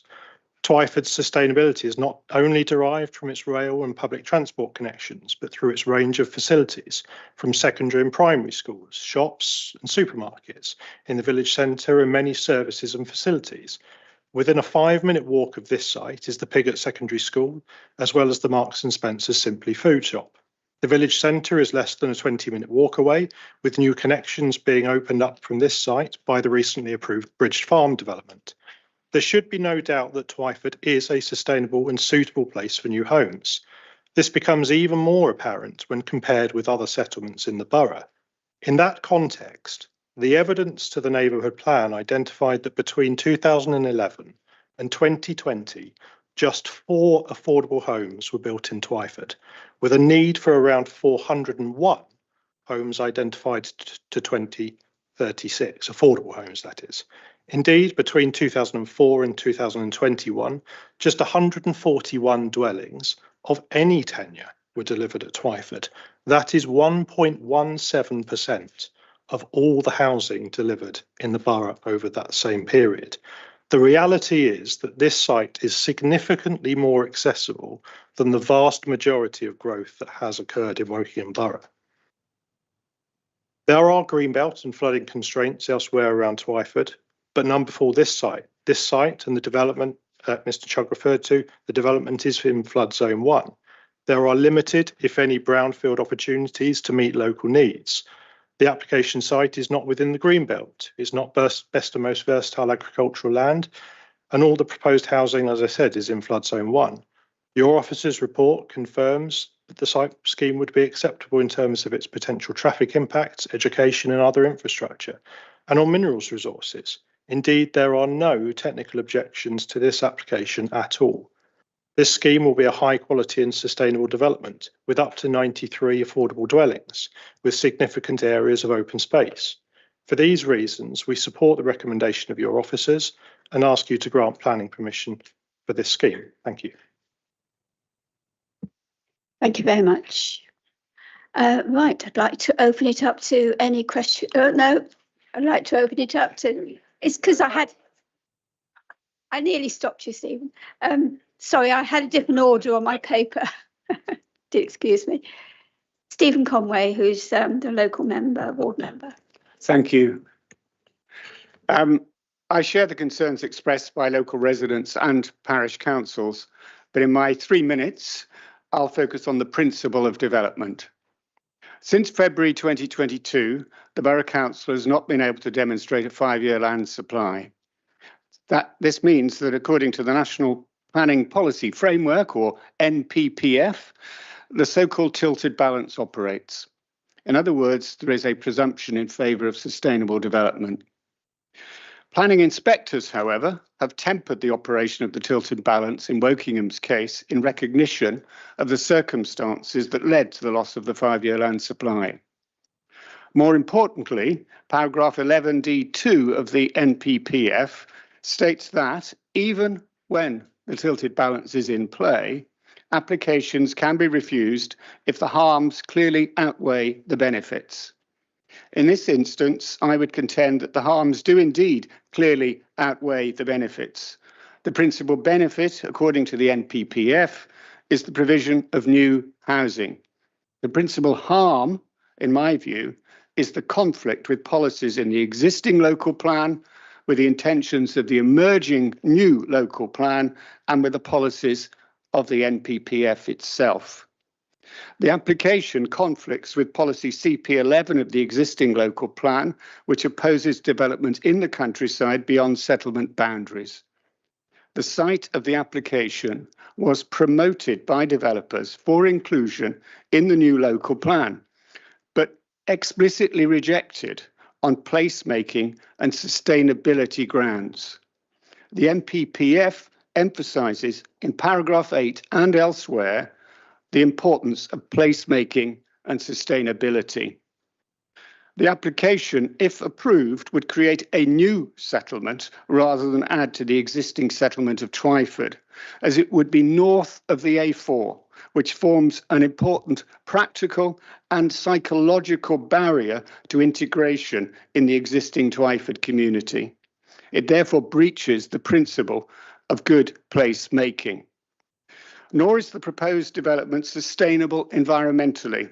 The walking and cycling distances cited might appear acceptable, but they take no account of the barrier created by the busy A4, which would act as a deterrent to both pedestrians and cyclists. Residents in the development would in practice get in their cars to access the facilities in Twyford. You can therefore refuse the application as contrary to existing policies in the local plan, particularly CP11, and because the proposed developments, physical separation from the settlement of Twyford and poor accessibility to the facilities of Twyford breach the important planning principles of good placemaking and sustainability, which are promoted in the NPPF. Thank you. Thank you.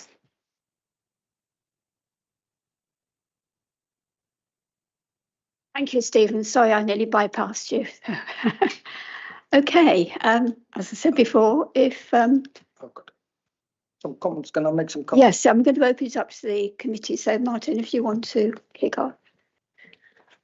Well, I would like to echo some of the concerns that were raised by Stephen Conway and also by Bridget and the residents. I mean, this application has excited a great deal of interest from our local residents, and the responses have been overwhelmingly negative. The Parish Council of Twyford Wargrave and Charvel have all objected.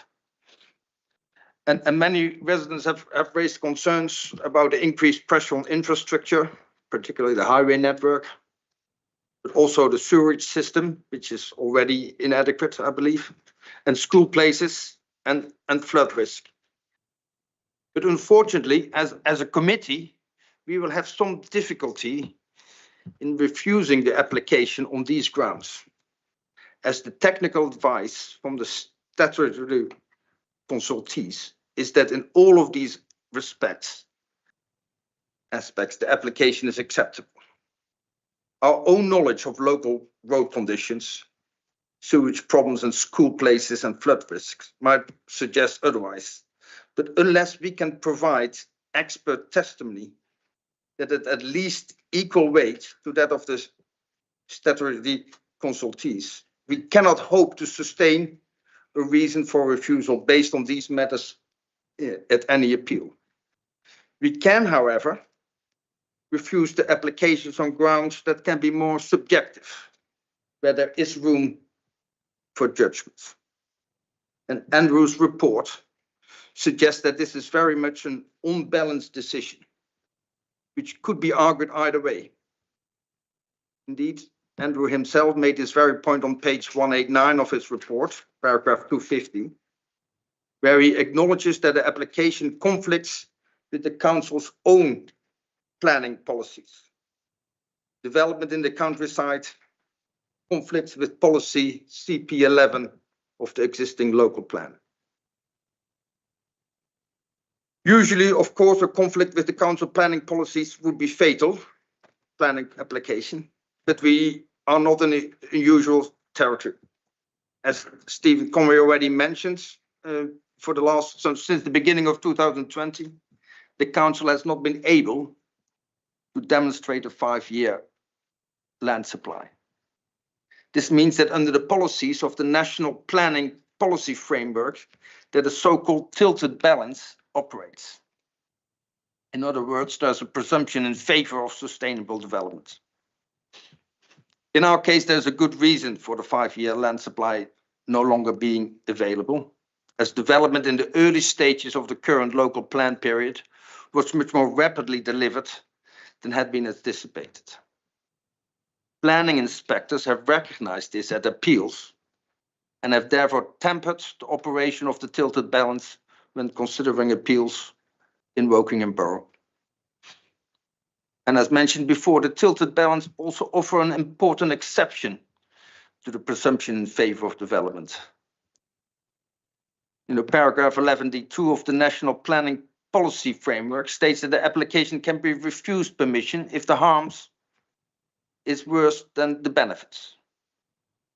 And in this case, I believe indeed that the harms do outweigh the benefits. The site of the application was promoted for development, but rejected on the draft local plan. It was rejected on placemaking and sustainability grounds. And these grounds are still relevant. The application, if approved, would create a whole new settlement rather than add to the existing settlement of Twyford. I mean, when we did our site visit, I think all the councillors could see that north, south, east, west, it did not connect to Twyford. And there is also on the south, there is the A4, which has acted as a bypass road for Twyford and has been acted as basically a barrier between the existing community and other communities in Wargrave. So this application reaches the principle of good placemaking. And also, I believe anybody living in this new development would in practice have to drive in their car to access facilities in Twyford or Charvel or Wargrave. While the walking and cycling distances as listed in page 170 and 171 in the report appear acceptable, they do not take into account the barrier created by the busy A4, which will act as a deterrent to both pedestrians and cyclists. Hence, also this application breaches the principle of sustainability, which is a key element that runs through the policies of the national planning policy framework. So on these grounds, I think we can refuse the application. First, it's contrary to the existing policies of the local plan, and in particular, policy CP11. And second, that it's physical separation from the settlement of Twyford and poor accessibility to the facilities in the settlement of Twyford would breach the planning principles of good placemaking and sustainability. Thank you very much, Martin. I've got Wayne and then Rochelle. I think Martin's already done it. I think there's quite a lot of things, and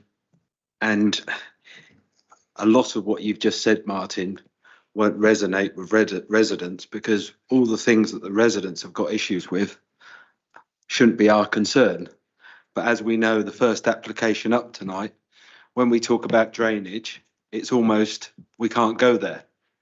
But on this occasion, it's one that we have got to highlight, because you've only got to listen to the First Lady who spoke and the issues that we've got. If you speak to local residents, the drinking water at the moment is not coming from the actual plant at Walgrave. It's coming from Harpston. We know when we have these frequent weather rainstorms, that pumping station can't cope in any capacity.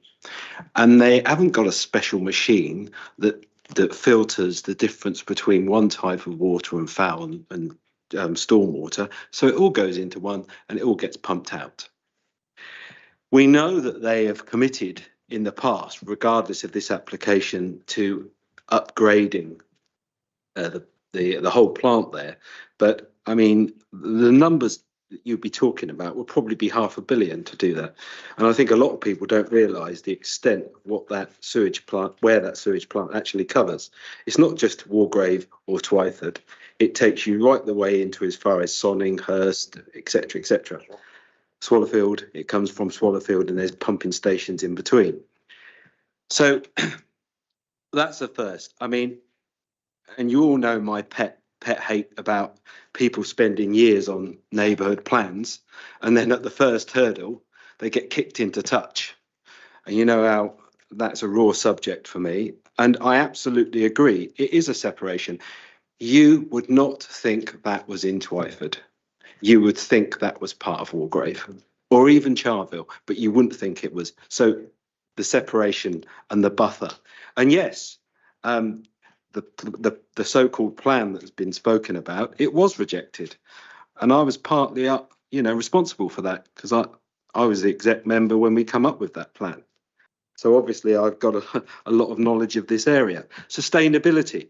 And for the applicant, what was quite amazing, if anybody thinks this site is within easy walking distance of Twyford Station, I mean, myself and Sam, on Saturday afternoon, we walked from 2 points within the site, and at various times, it took us between 31 and 35 minutes. So if we think anybody's going to get out of bed and walk to the station to go into London, really, on a summer's day, maybe, but not often. So yes, you have got an M&S BP cert filling station, but how many people can go there and do their weekly shop? Yes, we have got a secondary school, but where's our primary schools? Centre of Walgrave, centre of Charville, centre of Twyford. Is there a good bus service? Absolutely not. The bus service doesn't actually go past this site. It dissects this side, so it goes down the Walgrave Road, through Walgrave, down the Old Bath Road, so it doesn't even go there. We've mentioned the HELA assessment of this site, and on page 149, where we mention other sites in appeal.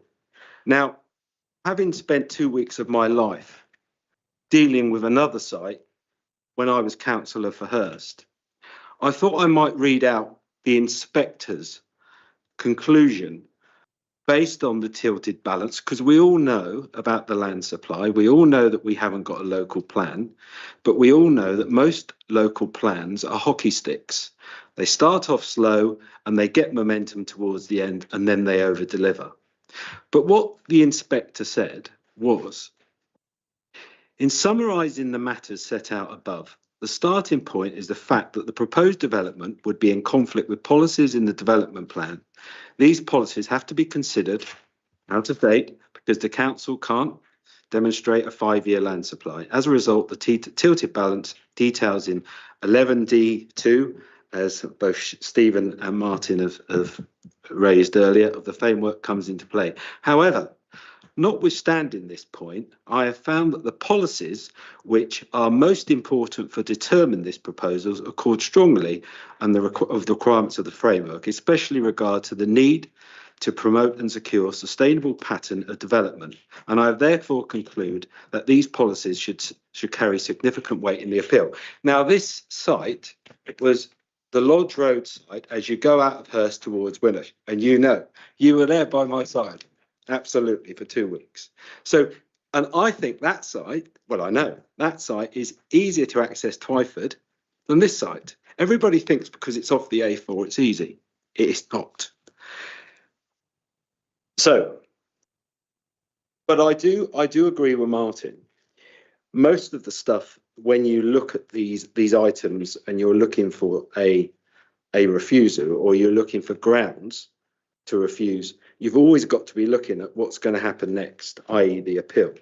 So I think the sustainability of this site, based on all the things I've said, the bus service, the interconnection between schools, and there was another one that I've mentioned previously where the inspector used the words, this site, and I would say this site is more akin to that than the one it was used on. This site is not accessible without the use of a motor vehicle. So I think we've got a lot of evidence here, and had we'd got the plan in place, we wouldn't even be talking about this site tonight. And thank you very much. I've got Rochelle and then Sam. Several questions.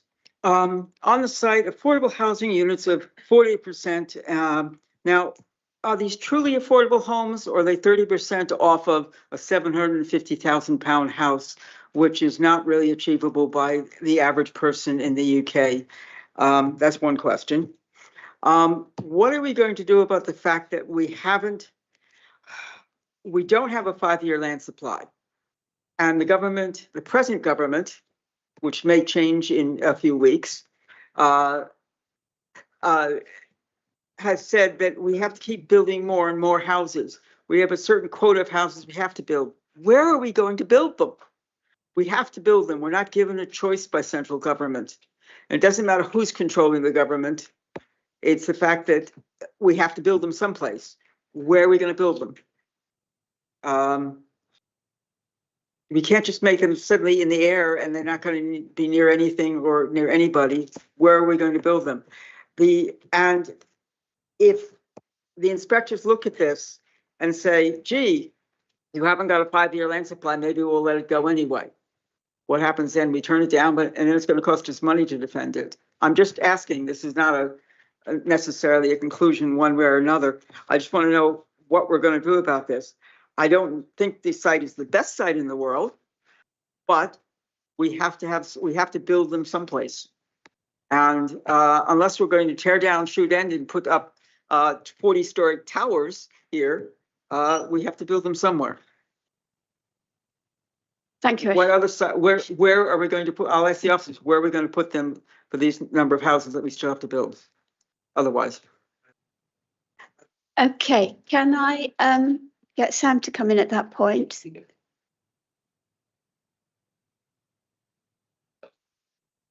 Yep. Written down is the 5-year land supply and the accessibility. I think that was, sorry, affordability, sorry.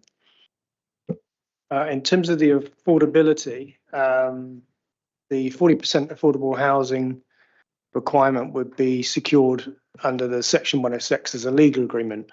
And through that, we would secure appropriate tenure in terms of a mix and type of affordable housing that meets the council's requirements. We would also ensure that that's delivered through a council preferred registered provider as an affordable housing association as well. So that level of detail would be secured through the legal agreement. Sorry? It would include a mix. It would include a mix, yeah. Thank you. The other question that was put was about the 5-year land supply as to where the houses would go. I don't think that's a fairly wide-ranging question. Yeah, it's not, with all due respect, it's not a question for consideration of this application. Yes, go on. Thank you. Good evening, committee.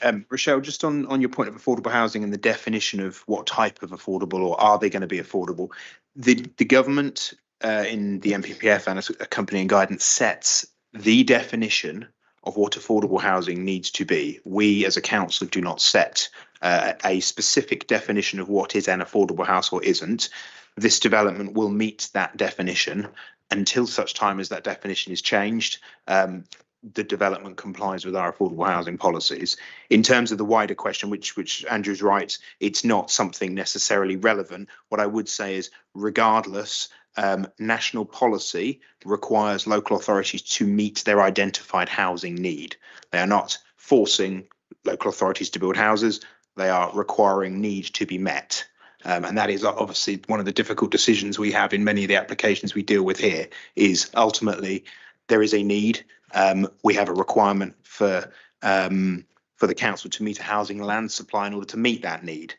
We are here now because we do not currently meet the need required by national policy. Thank you, Brian. Sam. Thank you, Chair. Yeah, really interesting to hear a number of points this evening. I think my main concern with this development is the increased flood risk. I'm just not convinced that this is a safe site to develop on. I'm actually surprised it's even been brought in today. We've seen the pictures from that they did the presentation, I believe, from Loddon Drive. If you look at the houses there and the floods happening there, if we develop here, this will only increase the surface water runoff in those areas, causing an even bigger problem. My feeling is if we built these 230 houses, these dwellings here, you could end up with 230 displaced homes, you know, when this gets flooded. And unless these homes come with stilts and boats, I'm really struggling here to see how we justify to put these homes on this site. And then the other issue I've got is the odour mitigation. So now, when myself and Councillor Wayne here, we actually did a tour of the site on Saturday, and I can tell you that the odour was horrendous. I mean, it got to the point where it was actually almost unbearable, and I feel they should have mitigated that prior to even us coming here today. And you know, you just put yourselves in the shoe of someone, you know, who purchases one of these houses and finds that smell. You know, that's going to be an issue. They can end up being sold at dud homes. I think based on those two, I would recommend we reject this today. Thank you, Sam. Andrew, did you want to come back on any of those points raised? Yes, just in terms of the odour, in the main agenda, you can just find the relevant section. Lovely, thank you very much.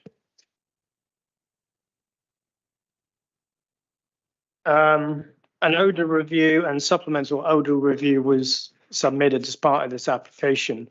And what it effectively did was provide a range of measures that could potentially be implemented to limit odour. And you'll see on figure 17 on page 177 that highlights what's referred to as an area of odour influence plan. So that yellow area that you see there identifies odour levels above 3 OUE/M3. Apologies, I'm not an odour expert. I don't know exactly what that means, but that's the smelly bit, basically.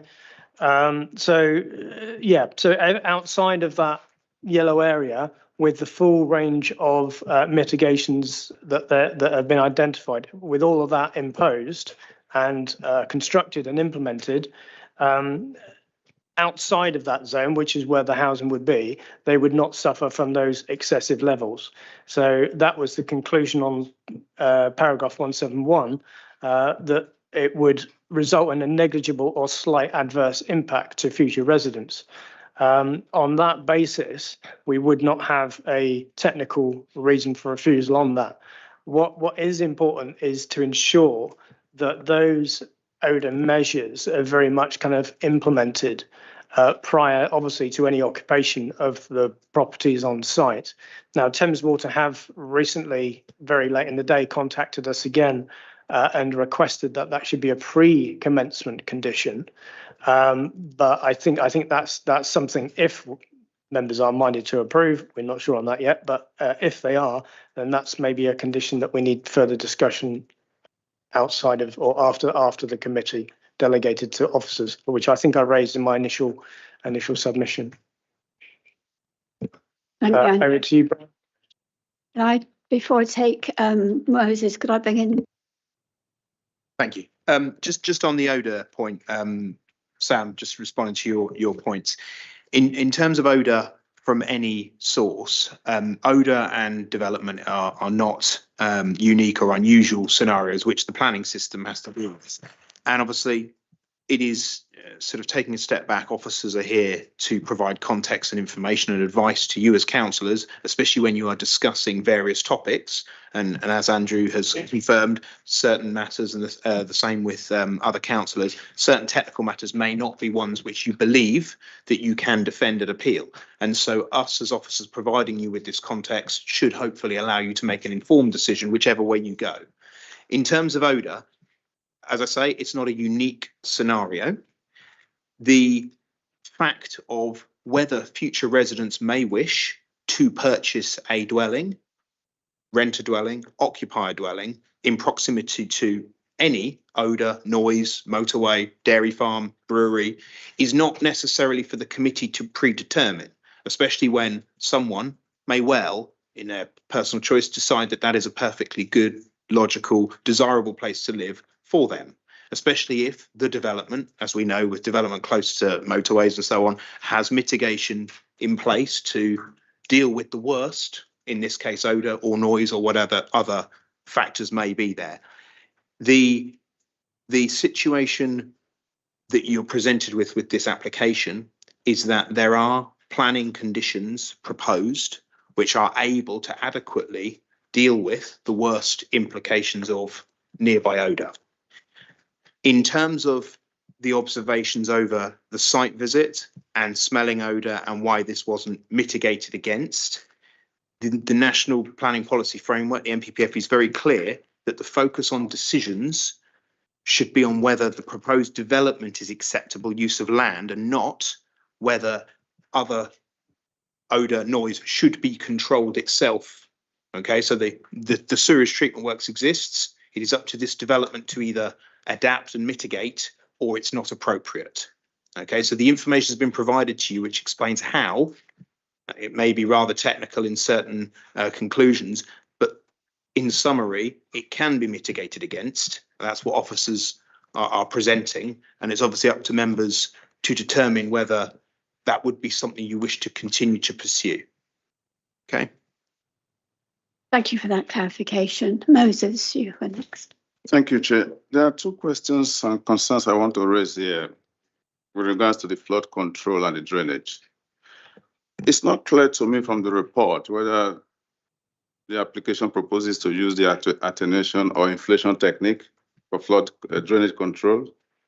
We don't have a copy of the flood risk assessment. Would have been useful to know what would be the highest level of London River at maximum surge and tide compared to the finished level of the development. So one will know whether there's a propensity for the place to become flooded in future, even though it's categorized as flood zone 1 at the moment. Andrew, are you able to give us information on that? Sorry, Moses, can you just repeat the question succinctly so we understand what. Yeah, I'm saying that we don't have a copy of the flood risk assessment, and we've seen pictures that show that there's propensity for flooding. So is it possible to get an idea of what the maximum water level would be for London River in the event of tide and storm surge? So we know there's a likelihood that that zone could become 2 or 3, even though it is 1 at the moment. Just to jump in there, so in terms of flooding, there's 3 principal types of flooding. Okay, there's fluvial flooding, which is flooding from the river. Okay, that is the water that goes up and down. Then there is surface water flooding, which is the rainfall which accumulates on, for example, farmland, the bottom of a field, which doesn't come from a river, but it's from runoff or from the ground not absorbing the water as fast as it's falling. And then there's groundwater flooding, which is the water table rising.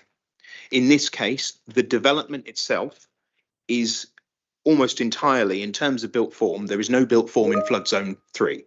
Okay, it's all flood zone 1, so the lowest probability of flooding. However, the public speakers here tonight cite photographs. There's not been any distinction between fluvial flooding and surface water flooding. Surface water flooding requires adequate drainage, sustainable urban drainage to take the water, hold it and discharge it slowly. Okay, fluvial flooding is where we are dealing with flood protection, we are dealing with rivers rising, and that would be what affects those areas of land. We haven't got a plan up, but in your agenda on page 181, you will see the areas at high risk, flood zone 3, flood zone 3A, the functional floodplain, and flood zone 2. This site, in terms of its built form, is not within those zones, and the photographs, as with many parts of the southeast with farmland far from rivers, experiences some form of surface water pooling in heavy rainfall events. So the conclusions of the report are that the current site, as a field with polytunnels on it, will have less ability to absorb and accommodate the water than it would have if there is sustainable urban drainage on a residential scheme. So the greenfield runoff rates would in fact be less developed in terms of how the water is stored. It won't just run across the field and gather. It will be attenuated in different, and we've got the attenuation basins, a number of attenuation basins on the plans. You're talking about the drainage control, which is attenuation or infiltration, whether using the soak away, whatever technique. I'm more concerned about possibility of the water level rising in the river in future that could cause flooding. Because what rivers do overflow their banks. And so if I saw your report, I could use my knowledge of civil engineering to know whether there's a propensity for that zone to become a potential zone 2 or zone 3. So in terms of that issue, the site would not be affected, okay, by the river rising, or at least it would be as likely to be affected as anywhere else in flood zone 1. However, this development itself would not need, there is no requirement, because it is in flood zone 1, for it to provide flood defences, is what you're saying, to a high water event in the future. But there is no requirement, and so again, the advice would be to pursue that as a reason for refusal in itself would be unjustified. However, surface water is a separate issue, which again, I don't want to merge the two because they're fundamentally different aspects of flood risk management. Okay, so in terms of fluvial flooding, the site raises no concerns.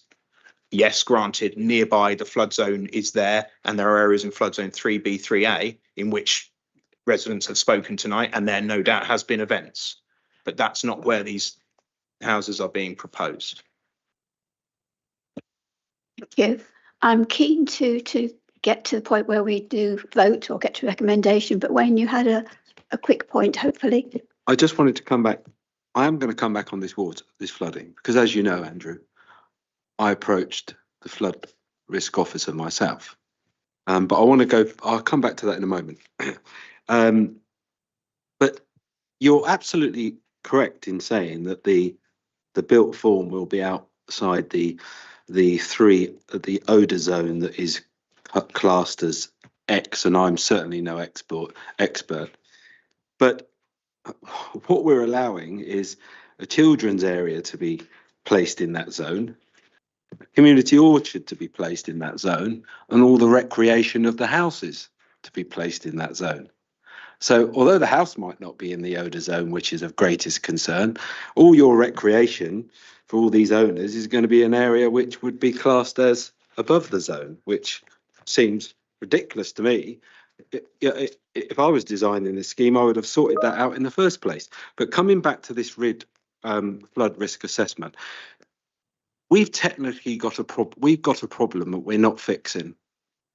And when these schemes go to the drainage officer, so it's 135, no objection, subject to conditions, to the point you were referring to, and to the point I made at the site visit, Andrew, where you wrote to Mr. Drabble, etc.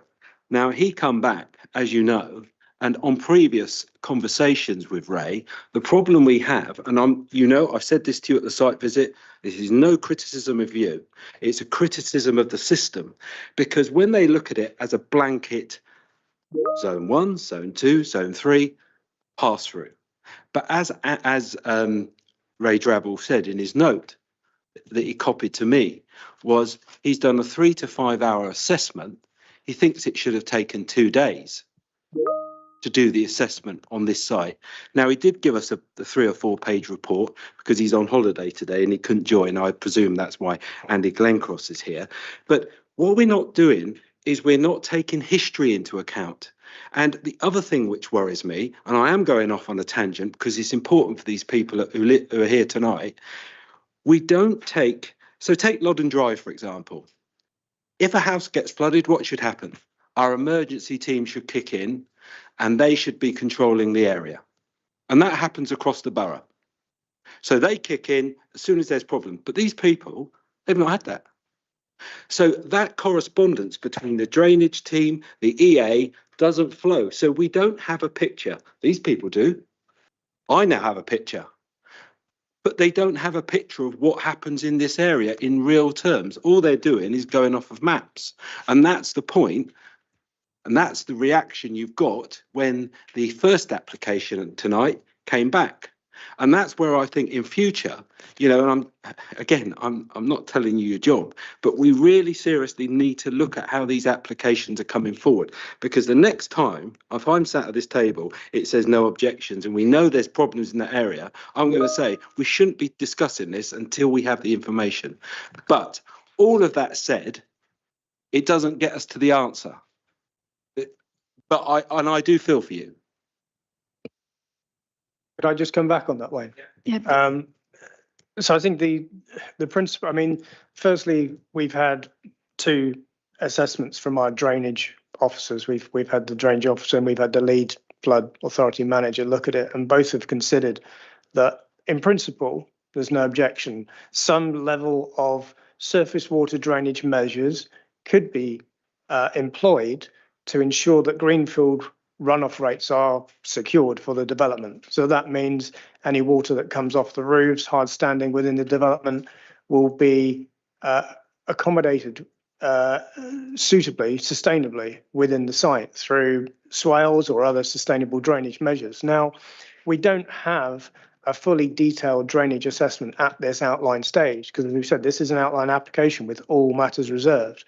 So whilst the principle's acceptable and we don't have a technical reason for refusal, we're left, well, how do we tie that down? And that's why we've got some very detailed and robust conditions to kind of deal with that. So condition 30, if we're talking about surface water and how that may affect other properties outside the application site, condition 13, exceedance flood routing plan requires that a plan to ensure that the kind of 1 to 100 event plus 40% in terms of climate change is adhered to. And on point 2 of number 13, that also includes to demonstrate how flows avoid passing through gardens and other areas in private ownership. So it's not just about the application site, it's about how that might how that potential impact might be mitigated for other properties around the site that might suffer if sustainable drainage is not put in place. And we've got a condition in terms of management of that sustainable drainage as well. So Yeah, I hear what you're saying, but I think our view as officers is we don't have a technical reason for refusal on those grounds.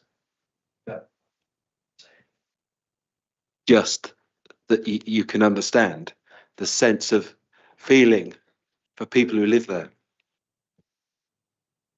Okay, thank you. Stuart. Yeah, thank you, Chair. I've sat and listened to the last sort of 30, 40 minutes of discussion about whether it produces more harm or is it good. It's pretty obvious by the audience that we have here and the evidence that we've seen that the harm outweighs the good. And I think this tilted balancing is an opinion, yeah. And I think we've heard the reasons why this should be definitely considered to produce more harm than good. And I get the point about we've got to build houses somewhere, but that's for the local plan to deal with, not us here tonight. Thank you very much. Thank you. Rochelle, if it's a quick one, because you have spoken. Is this a good reason to refuse the application or not? Would it be overturned most likely? The possible potential harm rather than the, is that a sustainable reason? Or will that be overturned? Most likely. Is it a planning reason? Potential harm. Rochelle, can you confirm what reason, what topic, what? Flooding.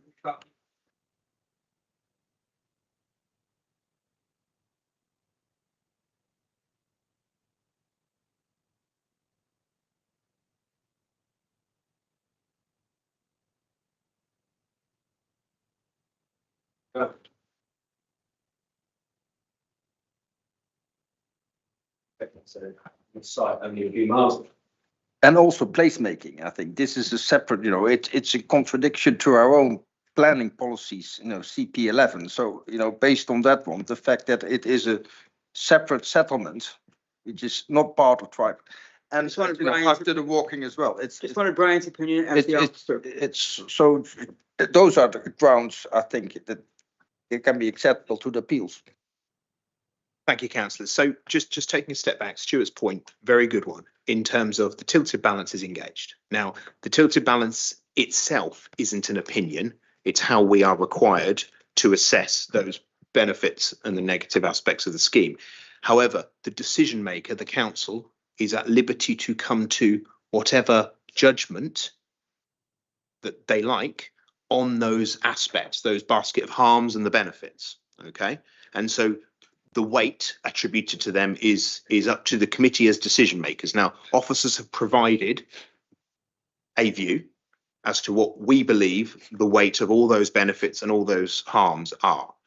Now, we've talked at the beginning about the permeability, the physical relationship of the development to Twyford, the physical urban design, the merits of the site being in its location for occupiers. We've also talked about sustainability in terms of associated access.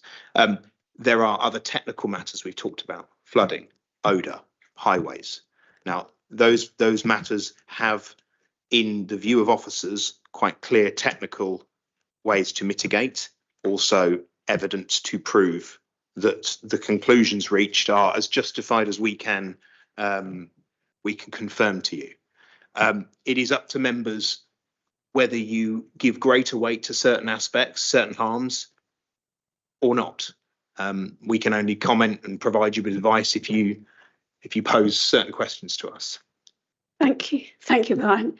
And Sarah, I know you got your hand up, but I think on that note, we do need to move forward. So if there is a recommendation, for example, for refusal with certain reasons for that, then we can discuss that. At the moment, we're asking questions that have got no basis in the recommendation from members. So it's either a recommendation to support the officers, the conditional approval, or recommendation refusal. Wayne. I would like to propose a motion to refuse the application. And it will be principally on sustainability grounds, and we can add quite a lot of stuff into this. We can add separation gap, not a conflict to the Twyford neighbourhood plan, but a suite of in conflict to CP11, in conflict to our own placemaking, existing local plan, and I could go on. Thank you. Do I have a seconder? I can second that. Sorry. Do we need to discuss that any further? Has anybody got any clarification before I go to the officers to find out if that's feasible? So, thank you, Chair. Just to confirm what we interpret to be reasons for refusal, there's a physical separation issue. Okay, there is a sustainability issue, along with sort of let's start from the top. Principle of development being development outside of the settlement contrary to the local plan CP11. Yeah. Okay, so and that would ordinarily be the first reason for refusal. Principle, residential development in this location. That's we're understanding that, right? Then we've obviously got the physical development, its separation. We've got reference to the A4 New Bath Road in terms of the development being incongruous. It would failing to provide a practical or desirable level of permeability with Twyford. But that is separate. Officers would probably ask that be kept separate from sustainability, which itself would be to do with the development not encouraging a modal shift. We use the word out away from private vehicles, increased car dependency. Poor walking and cycling. Poor walking and cycling along the A4 that was referenced. So sustainability is normally a standalone reason for refusal. And then we've obviously got before that the physical I think placemaking. Placemaking. You got CP11 conflict. You got the placemaking. Sustainability, and then the sequence with maybe the. We'll go.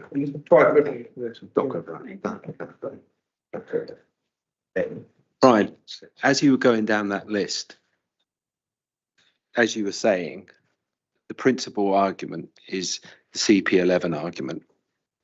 And then as you go below that, you're then talking about the separation between the site and the developed area. And as you just said, what I call it sprawling mass of housing outside of the placemaking. But then as a build to that, you talk walking and cycling, you talk local facilities, you talk schools. Yes, of course, we've got a secondary school, but we haven't got, so it's all the facilities that is needed to make an area accessible without the motor vehicle. Yes. Yeah, the sustainability concerns that seem to be expressed, and I need to make sure that we're absolutely clear on this. The sustainability concerns expressed may not strictly be to do with geographical distances, but they are to do with the physical fact that the site is viewed as disconnected from Twyford by a man-made infrastructure like the A4. Yeah, well, because what I don't want to do is councillors put forward a sustainability reason for refusal, which technically, if we were taking distances to town centre, village centre, railway station, based on the information presented to you in the report, which is the transport accessibility model, that map with the different concentric rings, it shows the sustainability of the site in a, let's forget the desirability of walking to the station, but it is a 20-minute walk and a 6-minute cycle. So again, being aware. Can I stop us all there and say, sorry, you're not allowed. Thank you. What I want, it's a very important application, this one, and it's very important that we get the right reasons, which I'm gathering from members' refusal is our option at the moment. I wonder whether we should have a very short adjournment while the officers bring up a list of reasons for refusal so we know what we're voting on. Is everybody happy with that? if it would be advisable if Brian and Andrew, because you're the guys that well, when we go to appeal, if it goes to appeal, we need to get this absolutely categorically right. But so if you think that's the appropriate way forward, let's do that.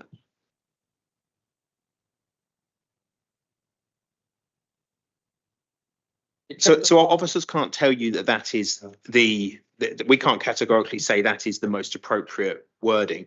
We can just bring your attention to the fact that certain geographical sustainability assessments have already been undertaken. However, the matter of judgment over the desirability, there was a lot of reference and a lot of discussion over the site's relationship to Twyford. Whilst it may be, as someone mentioned, the M&S, whilst it may be close to an M&S food, is that, in your view, desirable, practical, and therefore it may be unsustainable in that respect? So again, there's a nuance there, but I just wanted to make sure we understood. I think the members are clear about those reasons for refusal. I think looking around the table, I'd like to ask the officers if they're clear about what those are. And if they are, then to go to the votes. So what I'm hearing, a lot of kind of key words, and we've kind of drafted something here that probably fall into kind of three categories if you're minded to refuse. So firstly, I think principle of development. So proposal would represent an inappropriate, unplanned development outside of development limits in the countryside, contrary to the spatial objectives of the development plan. Yeah, that's a fairly kind of standard. Yeah. Secondly, impact on landscape. Sorry, no. We're talking about physical separation, weren't we? Permeability. So yeah, site's physical separation from Twyford Village by the A4 would result in an incongruous urban extension served by poor quality walking and cycling environment, which was raised. Failing to provide practical level of permeability and legibility to the main village for occupants.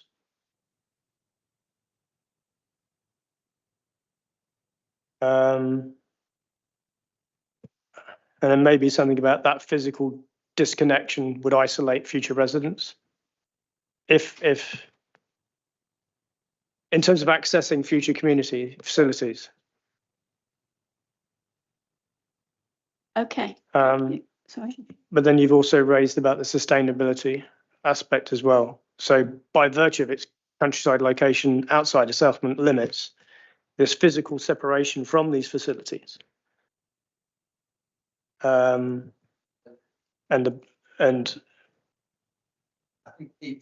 yeah, by the the development would not encourage that kind of modal shift towards sustainable modes. Poor walking, cycling environment, along with limited buses, transport links. Again, all of that goes in increased car dependence. So yeah, so something along those lines I would suggest if you're minded to refuse. But as we've said, I think the technical reasons for refusal we're struggling. And then obviously failure to agree section 106 is a standard reason for refusal at the end as well. So 4 reasons. Anything else, Brian?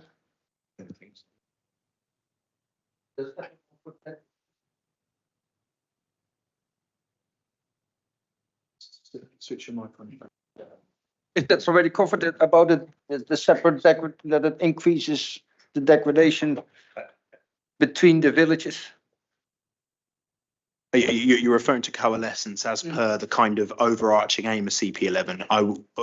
The analysis in your report kind of concludes quite categorically that in terms of adjoining villages, Charville, Henley to the Walgrave to the north, the development wouldn't result in harmful coalescence. So again, in terms of principle of development of the countryside local plan, that's clear. But in terms of CP11 coalescence and its aims, the report's quite clear. It's up to members whether they go with that or not.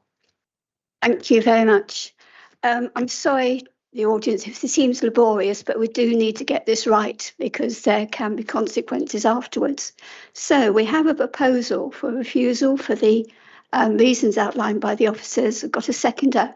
All those in favour, please show.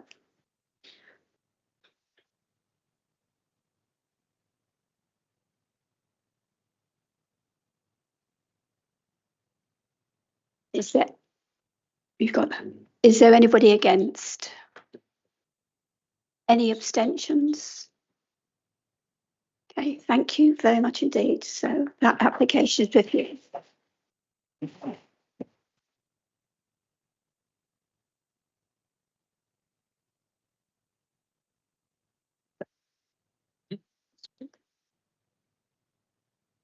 Quickly. No, but thank you.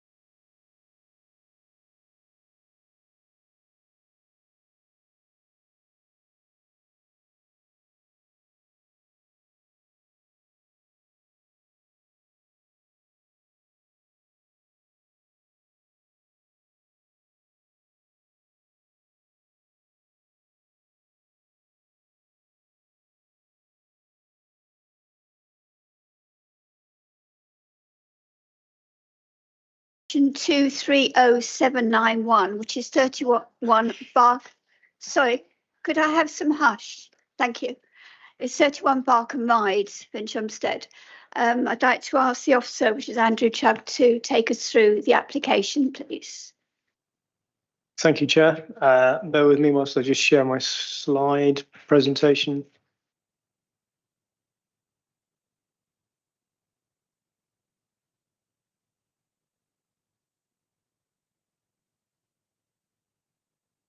(31) Barkham Ride. This application site comprises a single residential bungalow, amenity space and section amenity space for the occupiers of the neighbouring Victorian Gardens. The proposal is for outline planning permission for 26 residential units with only access to be considered. It should be noted that the other matters relating to the scale of development, appearance, layout, landscaping are reserved for future consideration. An indicative site layout plan has been provided. However, it is important to reiterate that this is not fixed or finalised at this stage.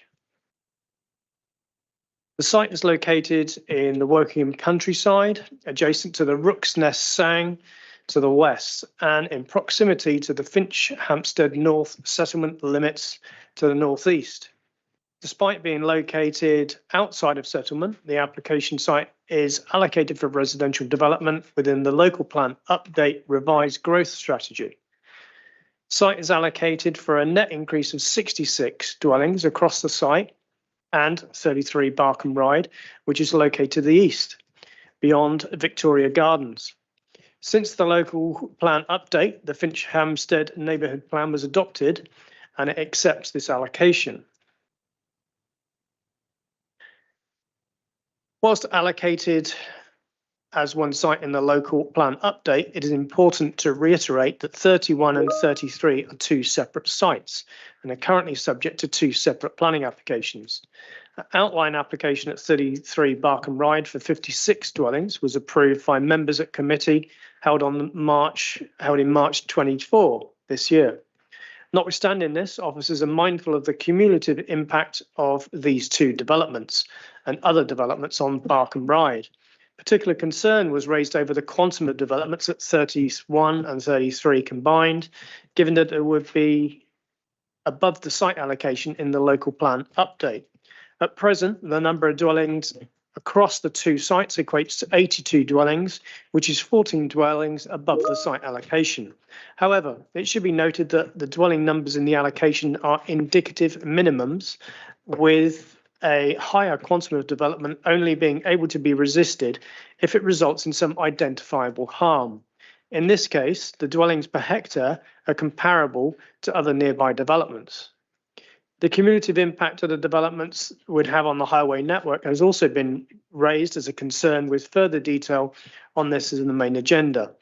The speed limit of Barkham Ride is a particular prominent comment that has arisen and under this application. In response, a financial contribution will be secured from the applicant for the council to reposition the 30 miles an hour speed sign point further west to the edge of Barkham. Although not a material consideration to this planning application, the council's Cumulative Corporate and Overview Scrutiny Committee has discussed ways to ensure oversight of council-led projects on Barkham Ride during the construction phases. A communication strategy that would be secured via condition on this application could then feed into any council oversight. As mentioned, the application is required to be assessed on its own merits. So returning to the development itself, the principle of 26 residential dwellings is accepted by officers and considered to have the potential to be satisfactorily accommodated in relation to trees, natural environment and the surrounding landscape, as indicated here in the indicative site layout. However, full details, including building types, heights, designs, positioning, are all reserved for future consideration and do not form of the detailed assessment of the application here tonight. Those shown on the screen are indicative. This is also the case for boundary treatment, which officers acknowledge will be particularly essential on the eastern boundary with Victoria Gardens. In terms of access, the proposal sees the stopping up of the existing access and repositioned it further to the west. The proposal has been robustly reviewed by the Council's highway officer, and it has been demonstrated that in principle the development would provide a safe access and the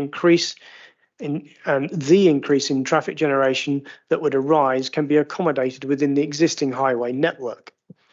The site is also deemed to be suitably sustainable location with walking, cycling, bus routes and local amenities. To conclude, as discussed in the detailed report, the borough cannot demonstrate either a 4 or 5 year housing land supply, and therefore the tilted balance is engaged under paragraph 11D2 of the MPPF. As per the MPPF, where this is engaged, the shortfalls of a scheme have to substantially and demonstrably outweigh the benefits. In this case, officers have identified a number of positive elements of the scheme, such as providing a variety of housing, which includes smaller units and a compliant, affordable housing provision in a location deemed sustainable and can integrate with the local highway network. These outweigh any shortfalls that might be identified as considered. Officers fully appreciate that the cumulative impact of this development with those elsewhere on Barkham Ryan, and so whilst each application does need to be determined on its own merits, hopefully it was demonstrated that the cumulative impact has still been considered, particularly in terms of the highway network. The recommendation is therefore to grant outline planning permission subject to the conditions and obligations detailed in the main report. Thank you, Chair. Thank you very much. We've got several people that would like to speak to this item. The first one is Roland Boland-Cundy of the Parish Council. Yeah.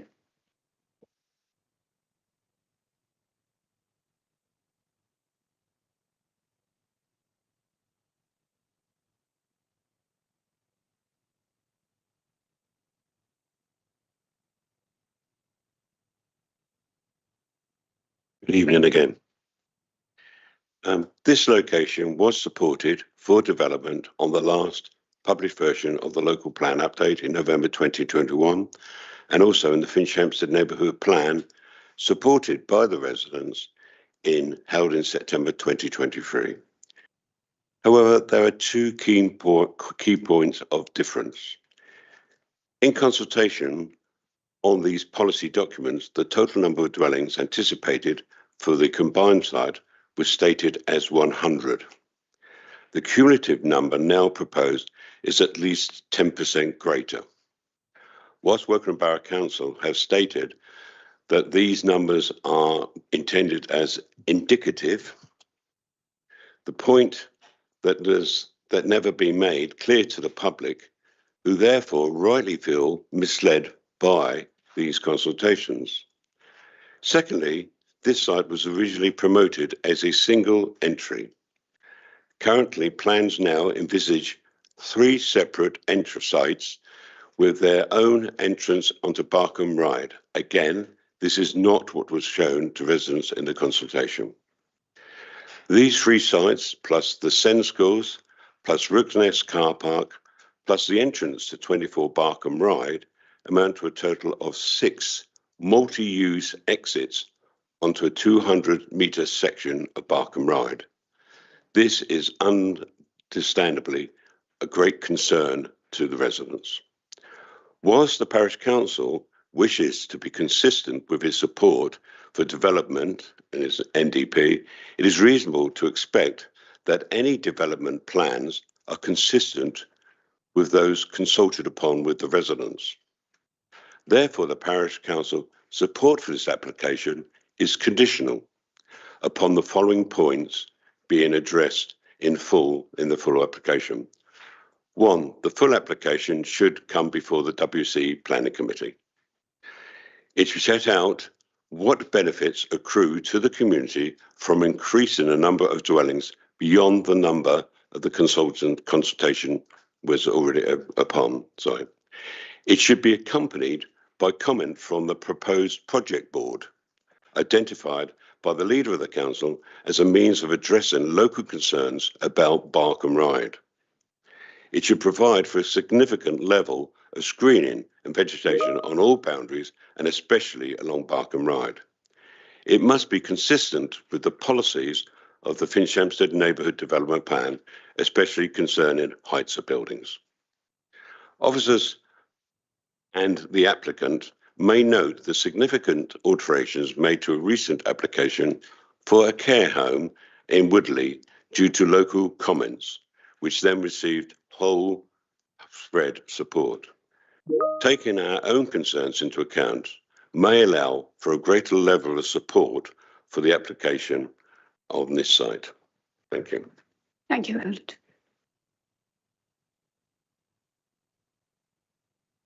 Next person to speak is Jeremy Smith, who is a resident.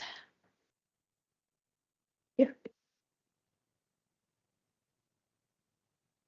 Evening, Chair, members of the Planning Committee. My family lives directly on Barkham Ride, very close to number 31, and I'm also speaking on behalf of many other immediate neighbours. Our key concerns are with regard to traffic volumes, higher housing density and visual aspects of the development. Peak traffic along Barkham Ride already makes it very difficult to access the road, and many of us have had multiple near misses driving out onto busy traffic.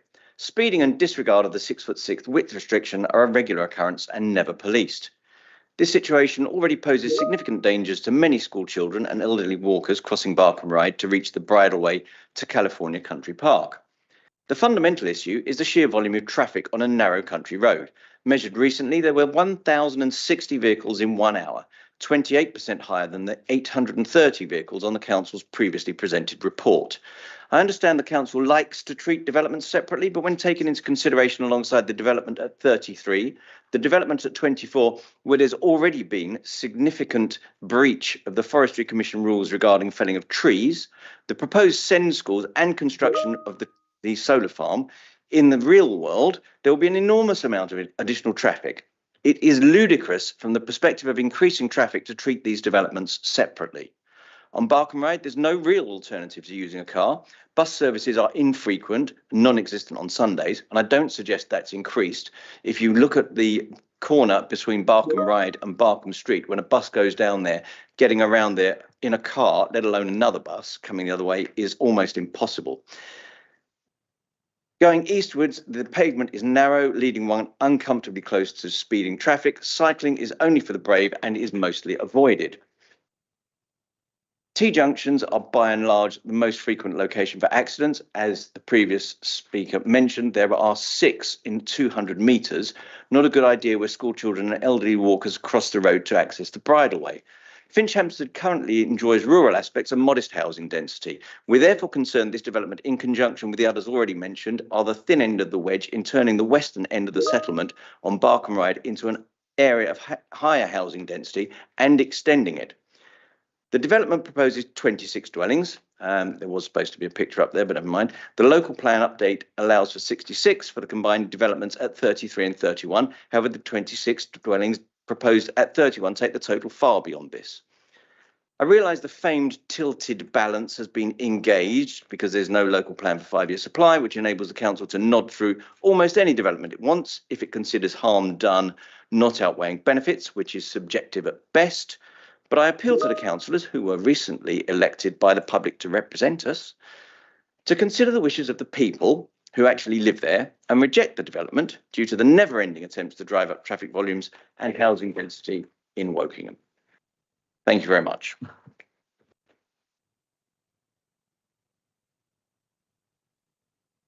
Thank you very much. The next person is Joe Tasker, the agent.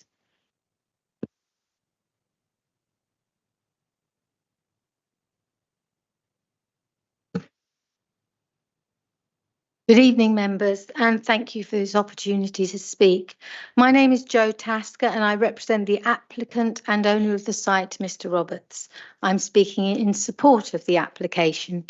We've been working on this application for many months and we've worked with the planning officer and other officers who deal with matters such as ecology and trees, landscape housing and highway planning.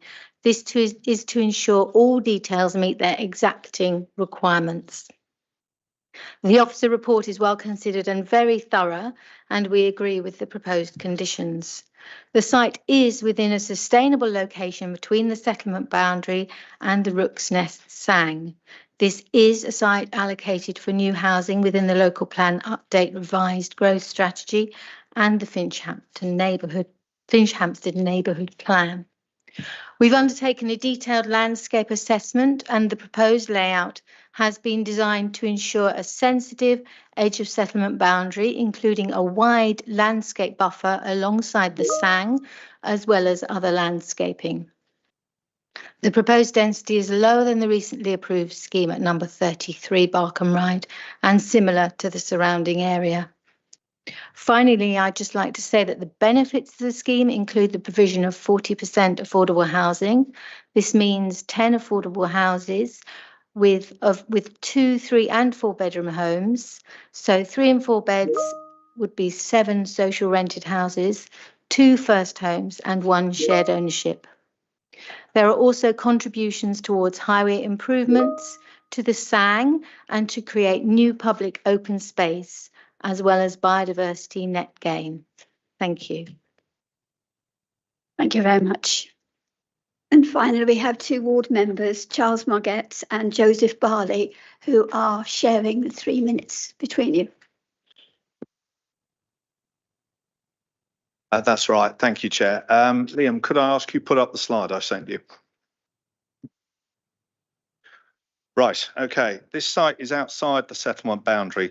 The total site, that's the entry from the last local plan update there, showing 3133 Victoria Gardens, altogether listed for 66 homes. There are 25 static homes present, referred to as Victoria Gardens within the site. Permission, as you'd heard, has been given for 56 houses already on 33 Barkham Ride. This application is for a further 26. If it's approved, that means there will be 107 dwellings on this site when it was planned for 66. How residents are meant to have faith with the planning process when things like this are proposed, I don't know. Officers have confirmed to me separately that the owner of Victoria Gardens has the right to add as many further static homes to that site as he wishes without WBC approval, because it falls under caravan legislation. Therefore, if you approve this application tonight, you could easily be giving the green light to 115 to 120 homes on a site intended for 66. The officer's report says you should ignore the homes at Victoria Gardens. They say these should be considered on top of the 66 houses in the plan. I don't believe this to be true. You can see from the photo above you, it shows the entire site with a total number of 66. If the officer report was correct, Victoria Gardens would be white on the screen and the 2 sites would be shown separately. The intention in the WC plan, which you see up there, was for 66 homes, not the 91, which the officer's report makes out. Approving this tonight would see significant overdevelopment in what was intended as a semi-rural site in the countryside. It would do significant harm to the area. You rejected the last application in Twyford largely because it didn't comply with CP11. This one doesn't comply with CP3, 6, 9 or 11. Though I don't agree with what the officers have maintained that the location is sustainable. The development, any access here would lead to more car use. There is a footpath leading to Finchhampstead, it is correct, with one shop within 10 minutes walk. There's no access to Barkham on foot. The bus service is well below the specified level. The bus that does run doesn't go to the nearest railway station at Crowthorne. Residents will tell you no cyclists use the road because it's simply not perceived as safe. And in the planning report for 33 Barkham Ride, the local NHS admitted that the primary care network is at full capacity and local GPs are over capacity. WBC and FNDP policies say that development should be at appropriate scale and mass without detriment to adjoining land users, should integrate with surroundings. This development is high density urban next to single-storey development at Victoria Gardens. There's been talk tonight of the project board which has been formed for Barkham Ride.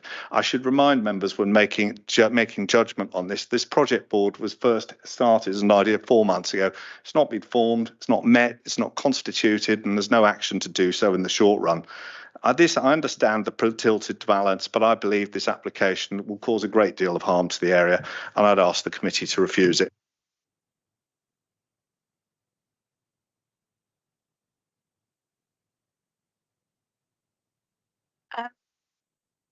Whole 3 minutes was used up on that.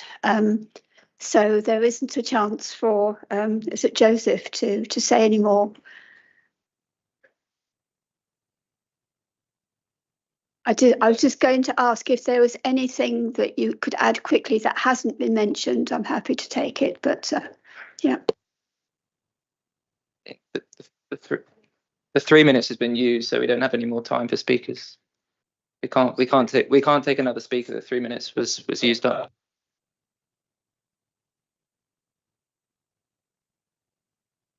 The constitution states that we have 3 minutes for ward members. The 3 minutes was used, the time it went, so we can't accept any more speakers. Okay, I'll take that advice, and sorry about that.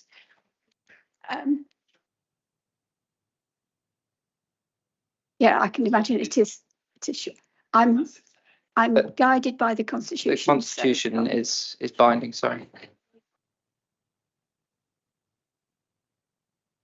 Well, in that case, at the very least, I would like to at least lodge my objection to the committee refusing to let a representative of the residents speak on what is clearly quite a controversial planning application.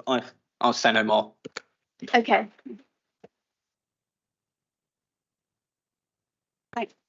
I just like to add that you did know it was 3 minutes, and I understood it was going to be 2 minutes for one minute for the other. So anyway, we'll move on from that. Open it up to the committee. If there's any questions, then I'll ask the officer to. Yeah. Through you, Chair, just before you do open it up to the committee, another constitutional point may have arisen. I was out of the room at the time, but I understand that the officer presentation started when all members weren't in the room, and the Constitution sets out at 8.3.12.3, don't vote or take part in the meeting discussion on a proposal unless you have been present to hear the entire debate, including the officer's introduction to the matter. I understand that there may be a member in the position who didn't hear the officer's introduction to the matter, and would invite that consideration is given to that point in the Constitution. Thank you very much. Okay, so do you care to say? I mean, I'm happy to say I wasn't present myself, but I understand Councillor Moses came in after the officer had started their presentation. Okay, thank you very much. Okay, open it up to committee now. Anybody got any comments on the application, please? Wayne. Can I just have clarity on these numbers, please? Because the gentleman from Finchampstead said it was 100, then a 10% increase. Councillor Margetts said it was 107 and 66 were in the plan. But let's be clear, that plan was a consultation, so there was never ever a plan that was constituted, if you want to use that word, or went through any form of scrutiny. So can I just have clarity on the numbers first, and I'll come back to the questions for Gordon. Thanks, Wayne. So the local plan allocation in the revised growth strategy has a figure of 66 dwellings for the allocation, which was in the obviously the outline site shown earlier on the presentation. There is obviously the existing Victoria Gardens, which has been mentioned. Focusing first on Victoria Gardens, officers have liaised with our planning policy team about this, and the 66 dwellings in the revised growth strategy was net additional dwellings over and above the Victoria Gardens commitment. The proposal in front of you is 26 dwellings, and then there was 56 approved on the adjoining site at 33. So in effect, 82 dwellings would be the total if this application was approved, with 56 already approved. So that would be an increase of 16 more dwellings than in the revised growth strategy. So the key numbers are 26 for this proposal, 56 granted, 82 total. Victoria Gardens not included.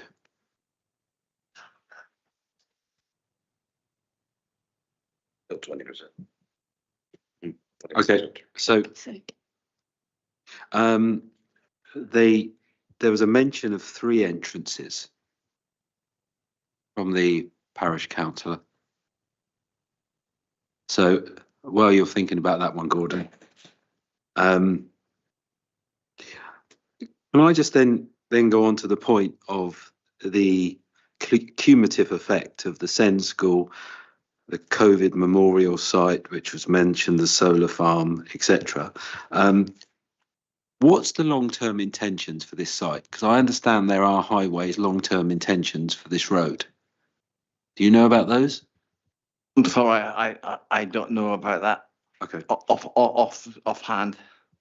Then this project board. What can somebody give me some background? What's this project board? Who's going to set this project board up? The project board is a proposal that is being explored by the council's Community, Corporate and Overview Scrutiny Committee, not something that is organised or facilitated by the council's planning department or any particular applicant or developer. If you go going back to your questions, the development at 33 will have one access. The mobile home area will have their own access, and this application in front of you will have one access.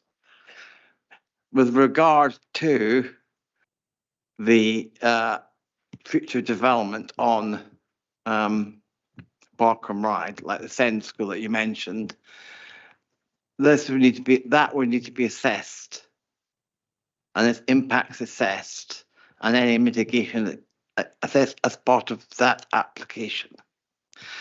The solar farm, you mentioned solar farm, the impact of that solar farm will be during the construction phase, which will be managed through the construction traffic management plan, which has been conditioned, and will be only through the period of construction. Once it's up and running, there will be a maintenance vehicle every once in a while to do some maintenance. So, but any future development on Barkham Ride would have to be assessed on its own highway merits, and any impacts on the highway need to be mitigated. But if you look at this development, you're looking at two-way flows, maximum two-way flows coming out in the AM peak hour of about 15. One of the speakers said the flows are over 1,000 peak hour. The surveys we had done, taken as part of the previous application, said they're about 800 odd. So you're looking at an increase in traffic of well less than 10%, which is what the figures we look at, which is also what we look like the daily variation from one day to the other. Traffic can vary by about 10%. So highways views compared to the traffic coming down or going up Barkham Road during the peak hours, the level of traffic coming out of this development would be a little impact. When you add it on to the development from 33, cumulative, it would have a very little impact on the number of traffic that's already on Barkham Road. Is how we assess the traffic. Any other development that comes along will have to be assessed on its own merits. We don't know the Send School because there's no application in, so we don't know what the traffic's going to be and what mitigation would require to mitigate that traffic. I hope that answered your question, mate. It does and it doesn't. I get all of that, obviously. I just think that, you know, the gentleman said, and you'll know this, you travel the network. That road needs some form of intervention. You know, you turn out and you've got, I mean, you know, you know, when you turn out that road, you know, I was surprised that whoever assessed it didn't look at the visibility displays. But also when you go down Barkham Ride, when you turn out and you go right, and the gentleman also said it, as you go round and you get down to the ball, it's you take your life into your own hands, because it's difficult to navigate round that roundabout. But my concern is, you're absolutely right. We keep doing in piecemeal. Yeah, take that, take the next one, take the next one. Then the COVID memorial will come along, and then the solar farm, appreciate its maintenance only. Then it's the SEND school, and that will be busy, etc. You add all that together, and you think, can that road take it? I don't think so. Well, when we do, just a final response to this, when we do look at assessing the traffic impacts, we look at existing flows, future growth flows, and committed developments, like 33 and stuff like that. So we do do a cumulative impact as we go along. So we ensure that we're looking at assessing as much of the traffic we know will be used on that road to see what impacts even future traffic would be. So we do developers do have to do a cumulative exercise, so to prove to us as a borough whether or not there would be traffic impacts, what the level of the impacts would be, and what mitigation we have to put in place to reduce the impacts. Just trips. It's not just vehicles. It's the size of vehicles using very, very small lanes. Yeah, it's also the number and the type of vehicles. Yes. Thank you. I've got Sam and then Rochelle. Thank you, Chair. We heard a speech from the local member saying that this is in contradiction to CP3, 6, 9 and CP11. Now, if you look at the previous application, we put quite heavy emphasis on CP11 as part of the rejection process. So could we just hear from the officers about why this isn't in contradiction, or just CP3, 6, 9 and 11? Thanks, Sam. The development is in conflict with the current local plan, as it's clearly stated in the report. That's acknowledged and recognised. But as we've heard at length tonight, we need to go beyond the initial policy conflict and assess it against the MPPF and the requirements of paragraph 11D in terms of the tilted balance. In addition to the tilted balance, the benefits and the harms of this particular application in terms of how it relates to the settlement pattern, how it's accessible, whether it's practical to live there, desirable, and relatively sustainable in terms of the level of inherent sustainability Finch Hampstead, the main settlement, enjoys as a whole. It's not in proximity to a railway station as other sites, or as close to a railway station as other sites debated here tonight. But on the whole, the application is considered to be supportable, as was the case when 33 Barkham Ride was debated at length a few months ago. The policy conflict is recognised. But again, when it comes down to the balance, officers in this case are recommending approval, as members agreed with on the previous application.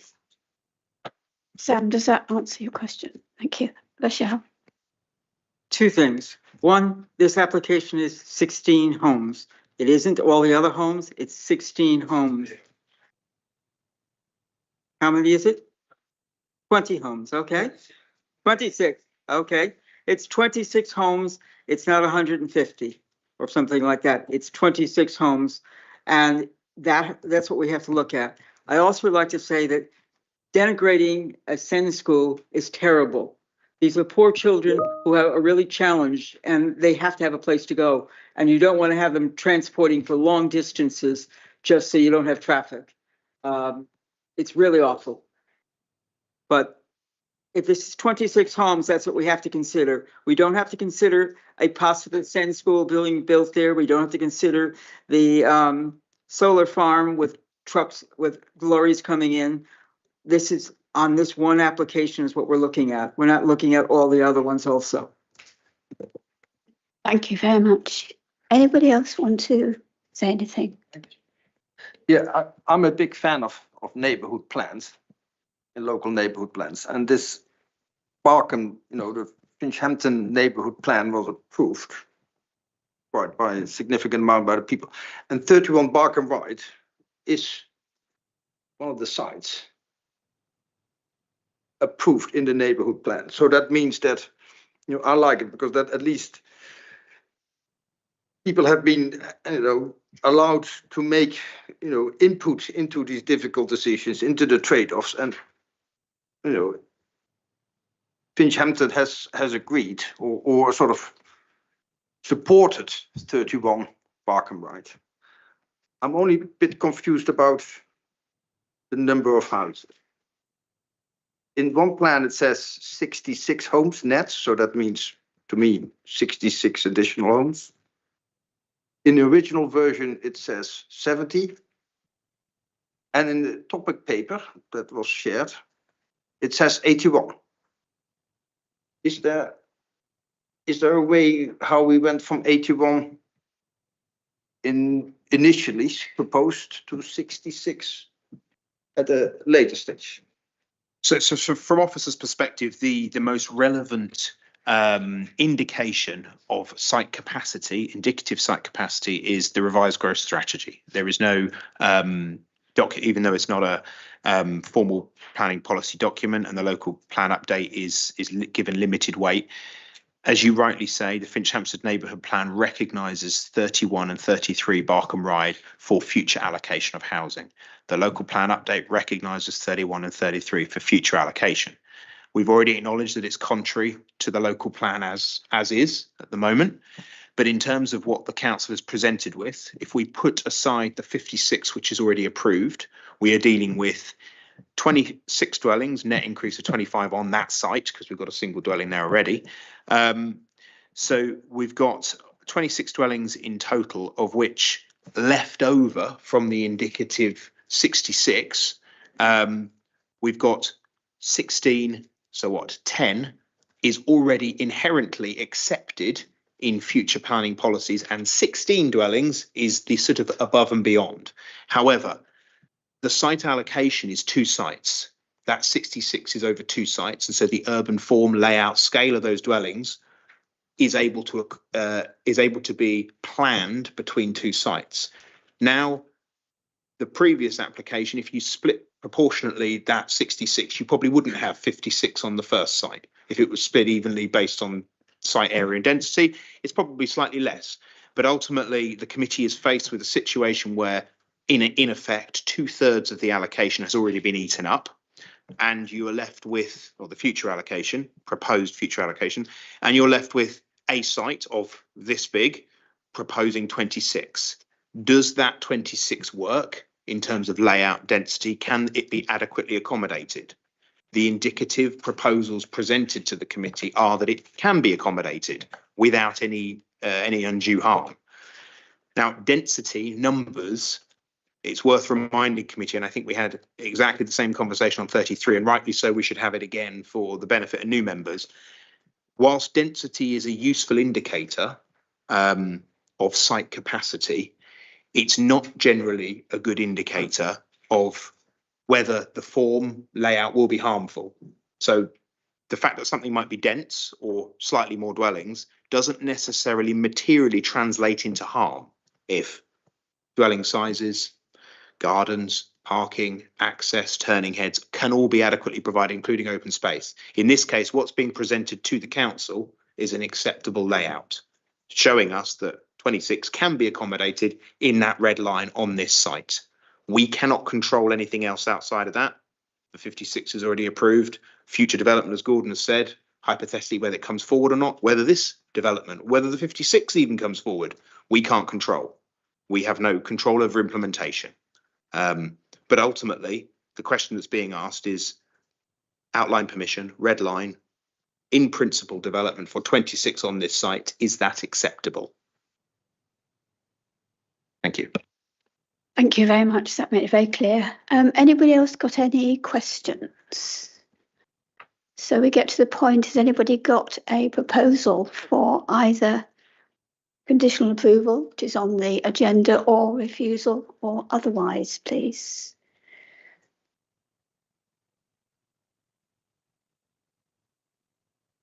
Sam.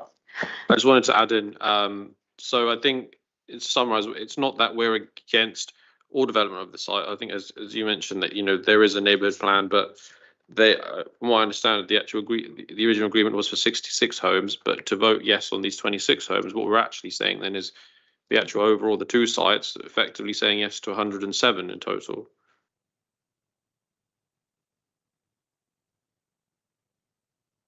As I say, the 66 is for net above Victoria Gardens, which exists, and it cannot be taken into account in terms of planning for future bricks and mortar dwellings in terms of the housing land supply.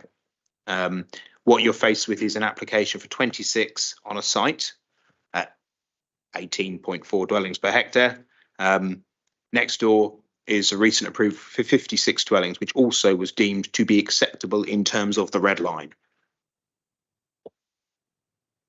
Sam, from what you said, you were suggesting a refusal then? But correct, yes. I'd like to make that as a proposal. Yes, correct. And have you got a seconder? No.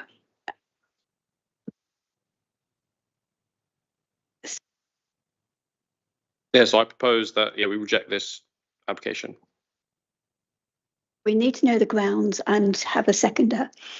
Okay. On the grounds of it being an unsustainable development.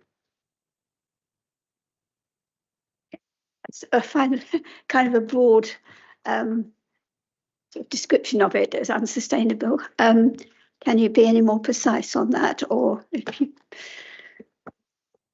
So on the grounds of, so saying yes to this particular development would mean saying yes to 107, the overall number, which is higher than the agreed original number to this site, which was 66.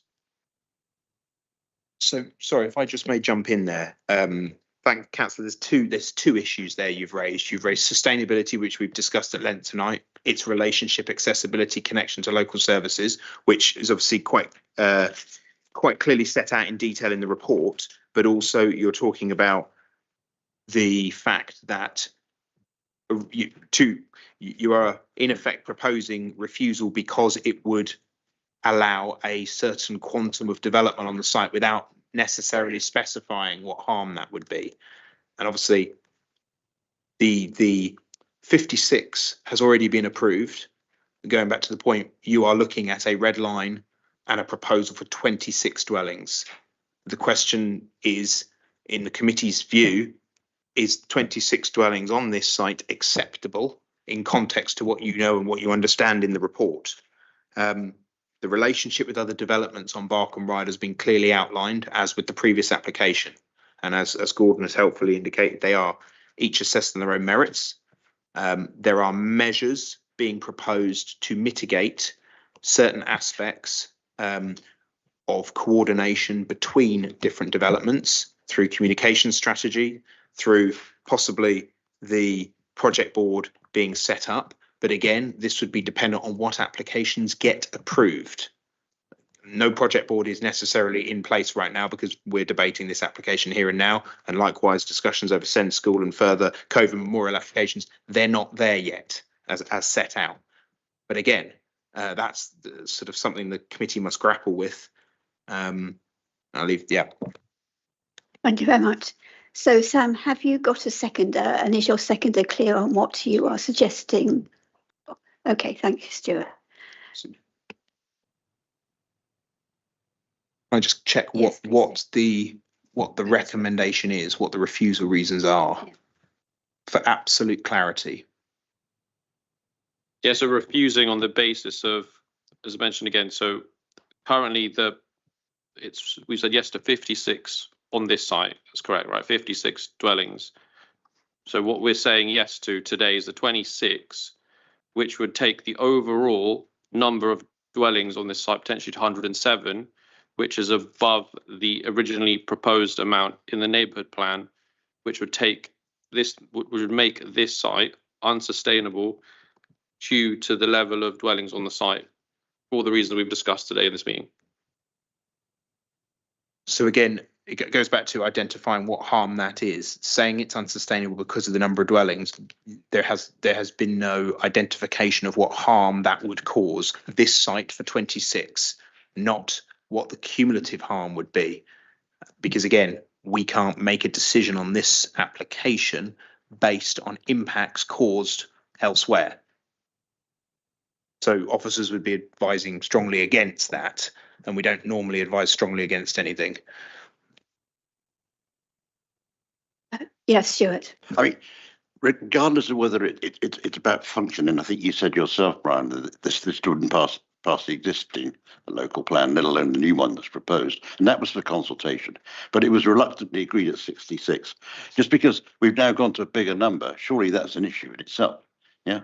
And I think we're using the fact that it was proposed as a consultation site in the local plan at 66. Yeah, and that was adopted by Finchampstead as part of their neighbourhood plan. Fine, understand that they accepted it. Yeah, but what we're saying now is all of that was a waste of time.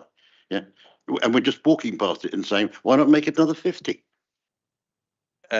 Councillor Munro, that's a really good point. And ultimately, there's no denying that obviously development sites, when they come forward, if they are a greater number than was anticipated, this is a very frequent issue local authorities have to deal with, especially on allocated sites. However, what it comes down to is the council being able to identify what harm that additional 16, if this was one application, which it isn't, but in this case, imagine it was just one site and it was 16 dwellings above, the committee would need to coalesce around an understanding what harm would be caused. So if those 16 dwellings were the proverbial straw that broke the camel's back, for example, on highway safety or capacity, the data would need to exist to prove that. But as Gordon has correctly set out, even if we took the two sites cumulatively, the effect would not cause a substantial impact on the highway network, which is a very high bar set by the NPPF now. The existing situation on Barkham Ride, regardless of whether a spade goes in the ground on any sites at this end of Barkham Ride, is not something that needs to be dealt with or ameliorated by these schemes. They need to, in effect, wash their own face rather than solve an existing situation, because that would be an unreasonable burden on nothing would ever get built, ultimately. Yeah, but surely the cumulative effect of these things all pulled together. And that's what I think Wayne was trying to explain earlier. All these things, you put stuff that we know about already, and that is a material consideration in my view. You are right, Stuart. Cumulative impacts are a material consideration. In this case, they've been looked at carefully, and there isn't the evidence to support, for example, in highway capacity issues, that the cumulative effects would be such that officers would be turning to you and recommending refusal. Unfortunately, we're not. As I see it, we've got a proposal on the table which has been proposed and seconded. The reasons for that have been just to housing numbers has been the main reason for that. I don't think there was any other reasons for refusal. They're hearing from the officers that they think that isn't something that they could support.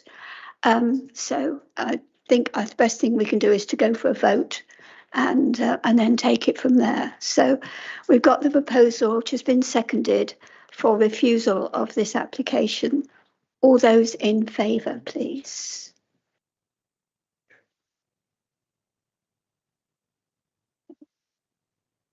And those against?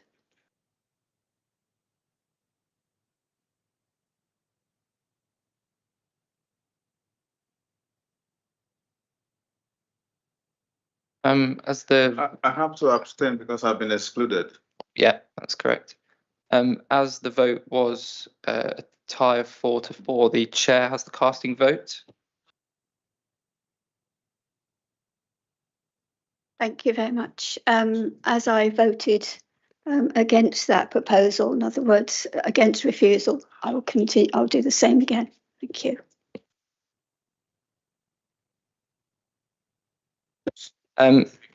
So now we continue on looking at the proposal for conditional approval. Ladies and gentlemen, through you, Chair, can I just ask that you keep the noise down a little because there are still votes to be taken. I think we'll just wait for the room to clear and then we'll carry on with the second bit. Can I make it clear the proceedings for this item haven't finished? We still have to have a vote for a new proposal.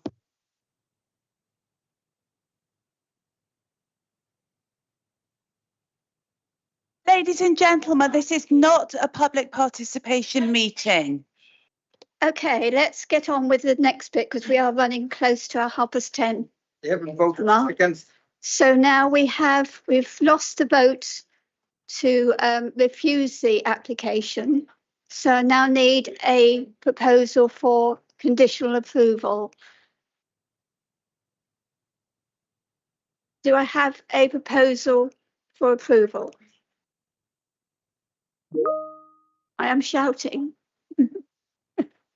So are they, yes.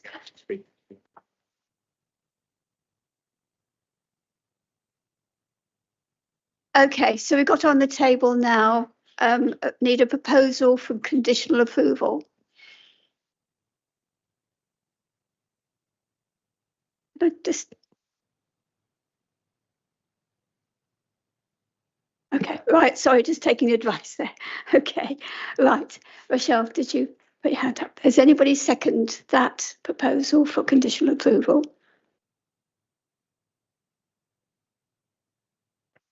So Martine. Okay, and so the vote then for conditional approval for application number 230791. Would you please raise your hands?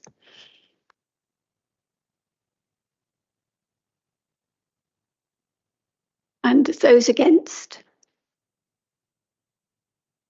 And one abstention. So, thank you. Okay, thank you very much. Okay. Through you, Chair. This is the last time I will trouble you tonight, I hope. I'm just again referring to the Constitution. I'm aware we're coming up towards 10:30. I don't want to interrupt anyone in the middle of a matter. So I would suggest, given the 10:30 will lead to the matter being adjourned immediately, that if the panel is minded that they might wish to continue, that perhaps that is proposed now and a vote taken on it in order that we can get to the end of the next matter. It's a matter for you, Chair. Thank you. That sounds very sensible. Is there anybody who's happy? Are we all happy or propose to continue after 10:30? There needs to be a proposer and a seconder, Chair. Yes. Sorry. I've got one proposer. Anybody second that? Yes. We get to 10:30, we then have to go to the vote, or we get a half an hour's extension. So what the Constitution says is that if a matter hasn't, if any meeting has not concluded by 10:30, it will adjourn immediately. So to me, that suggests if we don't deal with it at 10:30, it leaves it hanging. So it's really a matter of whether you wish to adjourn now or you wish to deal with the final matter and take a vote on now whether you wish to deal with the final matter, which would allow us to proceed until 11 p.m. and I anticipate that would be enough time.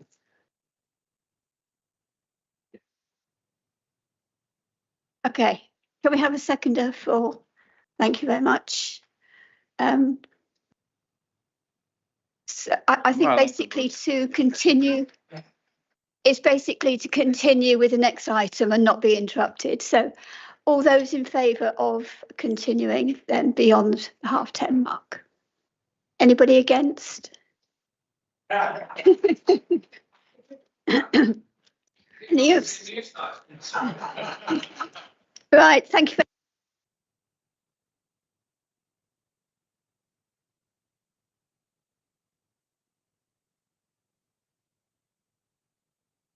Sorry, through you, Chair. One more point. Councillor Mosley, you removing yourself from the room for this matter, as you indicated. Thank you.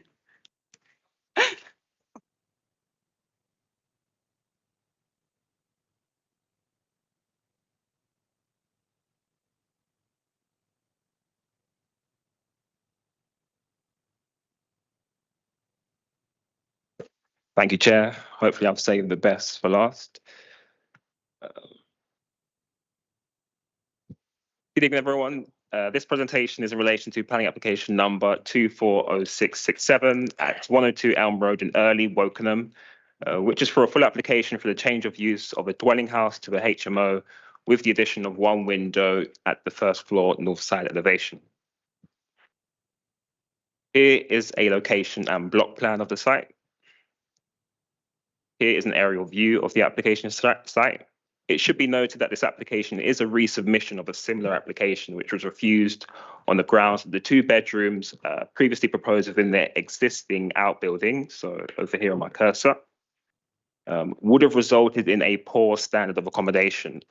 That outbuilding has now been completely omitted from this submission, and as such, there are no outstanding objections from the case officer or consultees regarding the current application. A number of concerns have been raised in relation to off-street parking provision at the site.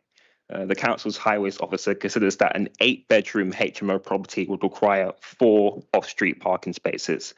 My apologies, as I indicated that 5 off-street parking spaces were required in my committee report. The aerial photo shows that the front driveway can accommodate 5 vehicles. And a brief look around the surrounding area indicates that the presence of several vehicles is fairly common and would not appear out of place within the surrounding street scene. Concerns have been raised on the grounds that the proposals would lead to an increase in on-street parking and subsequently lead to increased traffic and highway safety concerns along Elm Road.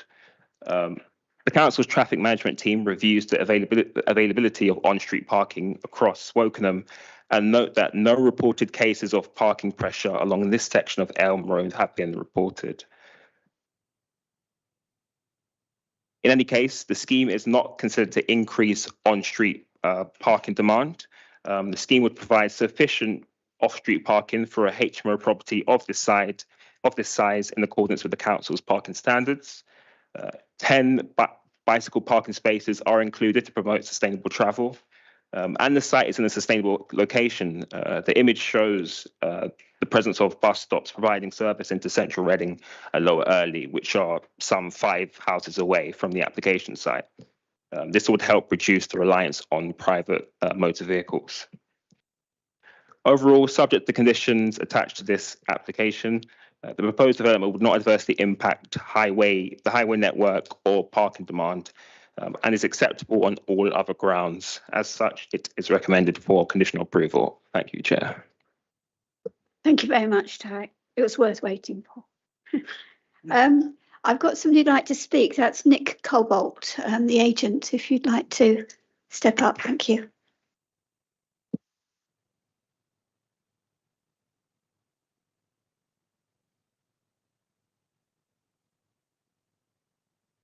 Yep. Thank you, Madam Chair. I've waited this long, so I'm going to speak as well. I'm a bit frustrated that we're here, actually. I get how democracy works, but ultimately this shouldn't really be in a committee item. The fact is, as you've heard from Tariq and in the committee report, the application's already been determined by the council, and all the important issues were assessed with the previous application. The only issue remaining was the presence of the 2-bedroom outbuilding at the back of the site, which has been removed, as we've heard. So your reason for refusal previously, the 2 units contained within the outbuilding would not provide high standard of amenity or acceptable living conditions for future occupants by reason of requirement to travel outside and access a separate building for day-to-day facilities and social spaces. No other reasons for refusal, no reference to highways, no reference to parking. That was all deemed acceptable by the council. Now we've got this one called to committee by a councillor with a stated concern of the impact on the highway network from a lack of parking provision. Consistently, the council's demanded 0.5 parking spaces per bedroom. And in assessing the previous application for a 10-bed HMO, the council accepted this level of parking as well. So having been formally accepted through the decision notice, this level of parking shouldn't be for debate here, and the change of approach would be a direct conflict of the council's previous determination. Ironically, as you just heard, given that the proposal is now for an 8-bedroom HMO, the 5 spaces proposed is actually giving you a visitor space as well, which wasn't available for the previous scheme. I don't want to sound heavy-handed, but you'll know the cost regime for appeals, and one of the tests of cost is whether the decision makers have been reasonable. In this context, reasonable behaviour is consistency in decision making. Adding another reason for refusal, which is effectively what you would have to do to refuse on highways grounds, will by definition be inconsistent with your previous decision and therefore unreasonable. The level of parking should not be for debate here.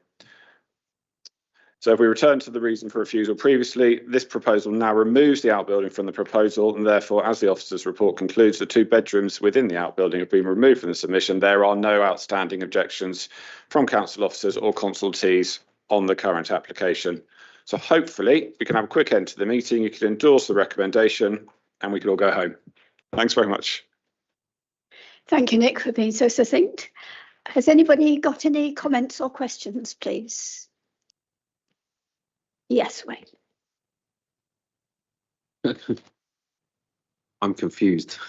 So when the gentleman says it's already been determined, what does that mean? I believe he's referring to the previous application. So the previous application was refused largely in relation to an outbuilding. So in the previous scheme, there was actually 10 bedrooms, 8 inside the dwelling and 2 bedrooms inside the outbuilding. The outbuilding has now been completely omitted from the scheme. So that was the sole reason for refusal. But yet the last scheme was refused. It wasn't previously approved already. So this is just a resubmission of the same scheme. But the 2 bedrooms still stay there? There's no 2 bedrooms. The outbuilding doesn't have any bedrooms. All right. Yeah. Okay. Any other questions? No? So we just need to go to get a proposal for a decision. The officer's suggestion is the approval. Does anybody want to propose that, please? If not, I will, just to move things on. Have I got a seconder? Rochelle, thank you. All those in favour, please show.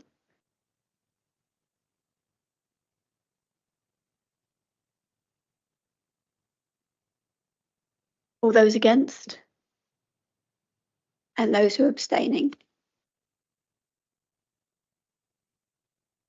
Thank you very much. There's no other items that have been referred to me, so... Before you adjourn, Carol. Oh, hang on. Greg? But